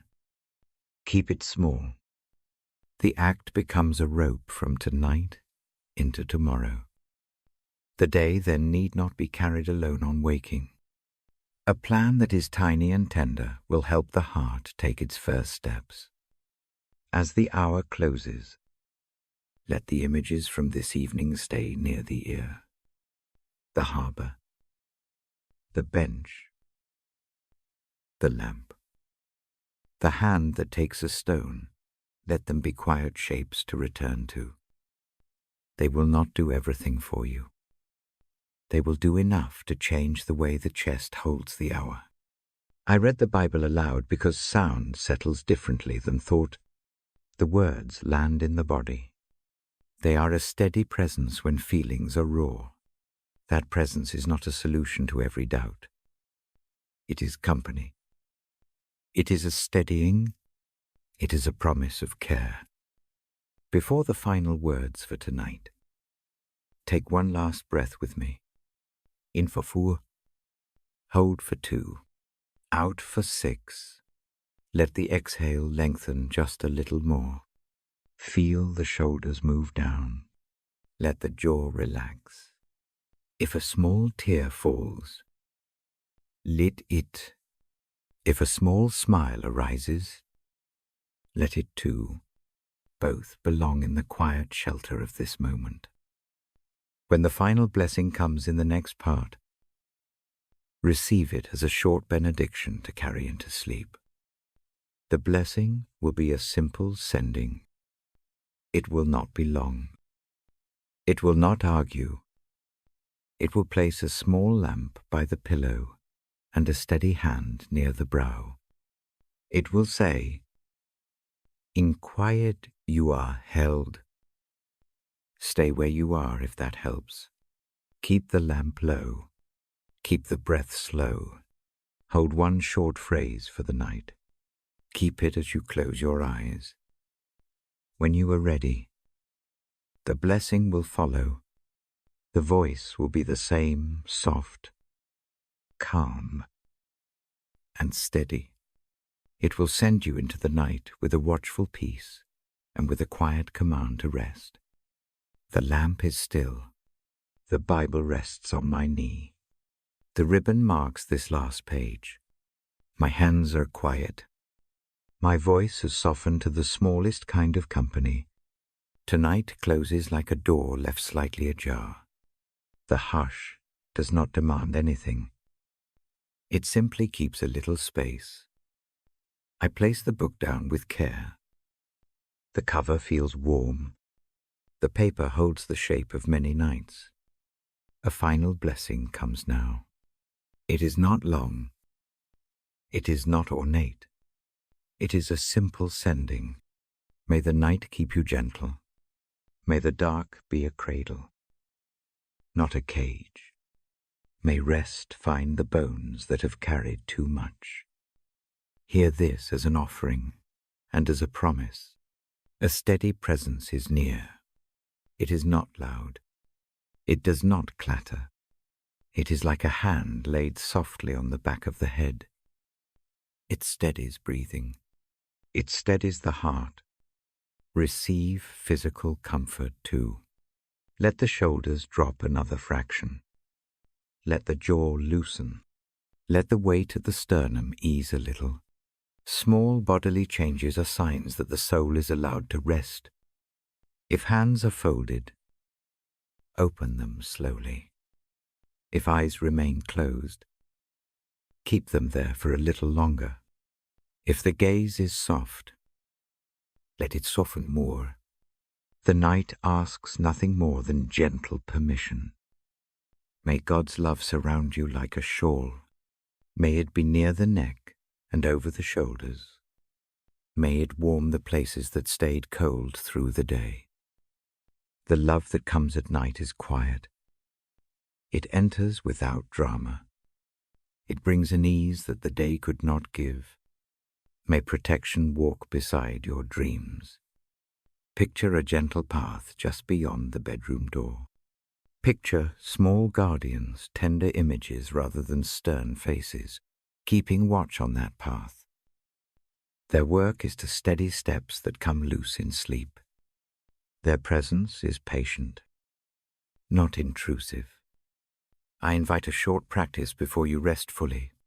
Breathe in slowly. Count 4. Let the breath sit for 2. Let it go for 6. Repeat this 3 times. On the final exhale, imagine a tiny lamp set on the table by the bed. See its light spread in a circle just large enough to cover your chest. Let that light be the night's small promise. If worry returns while you lie down, do not fight it fiercely. Name it with one quiet word. Place it on the bedside table in your mind. Picture hands that take it.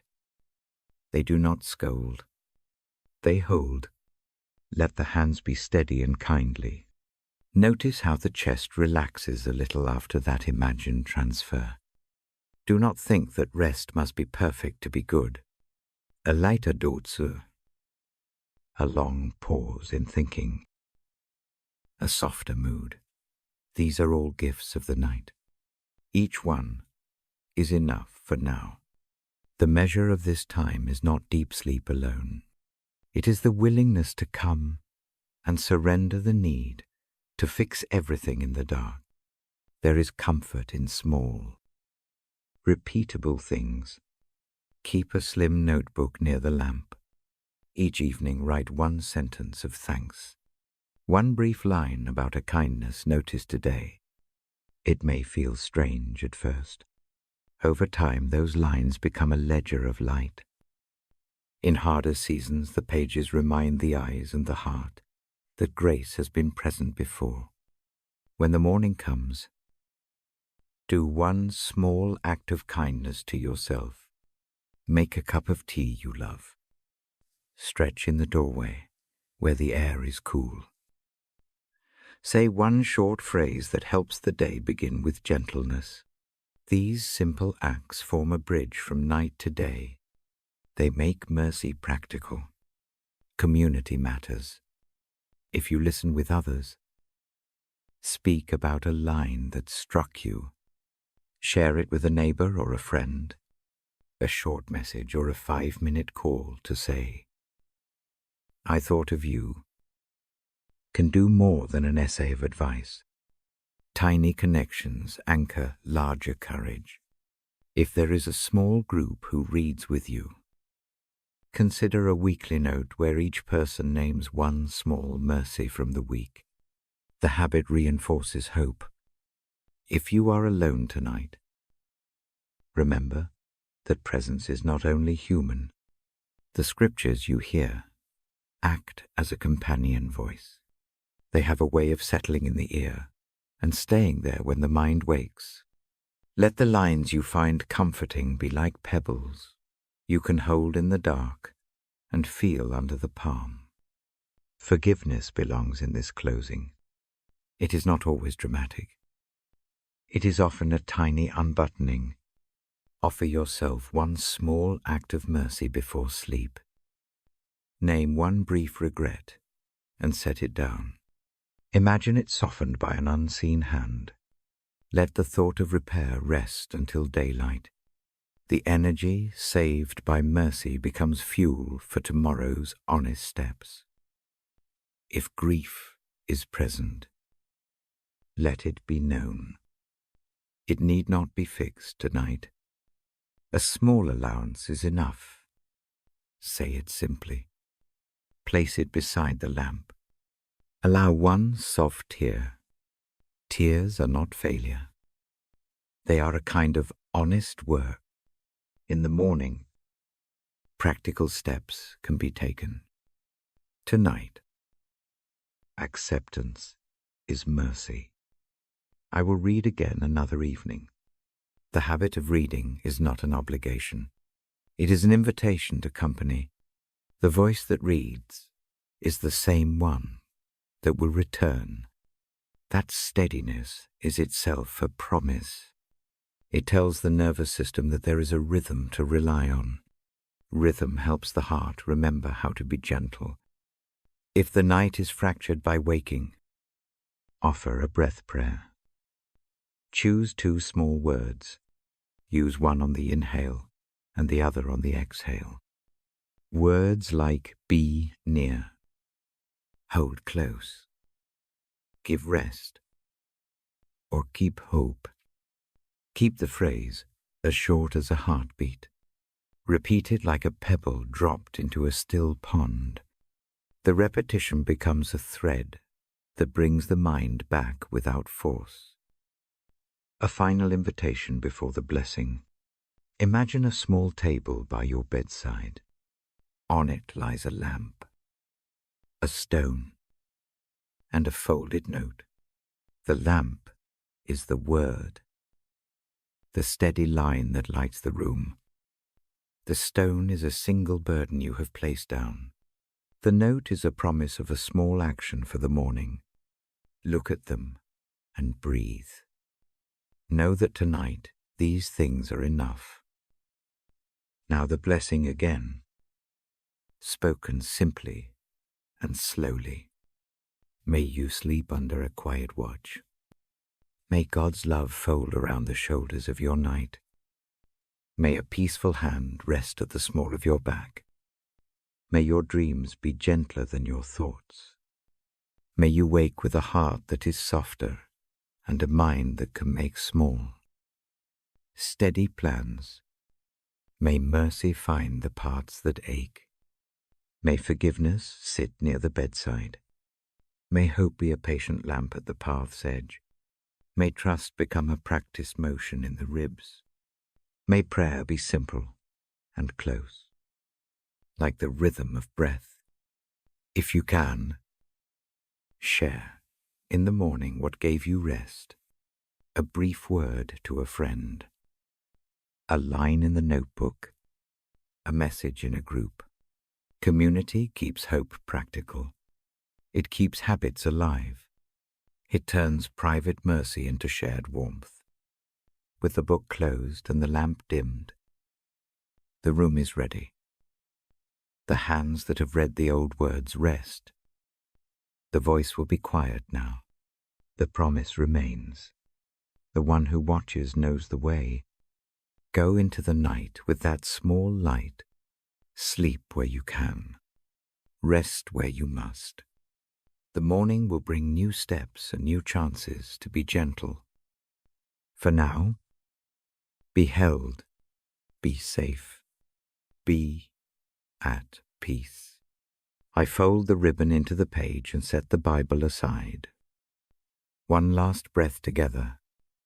In for 4, hold 2, out for 6. Let the exhale lengthen. Let the shoulders sink. Let the heart accept the night's care. Good night. I will return with the voice and the pages when the lamp is ready again. Until then, rest under a steady presence and walk tomorrow with a gentle heart.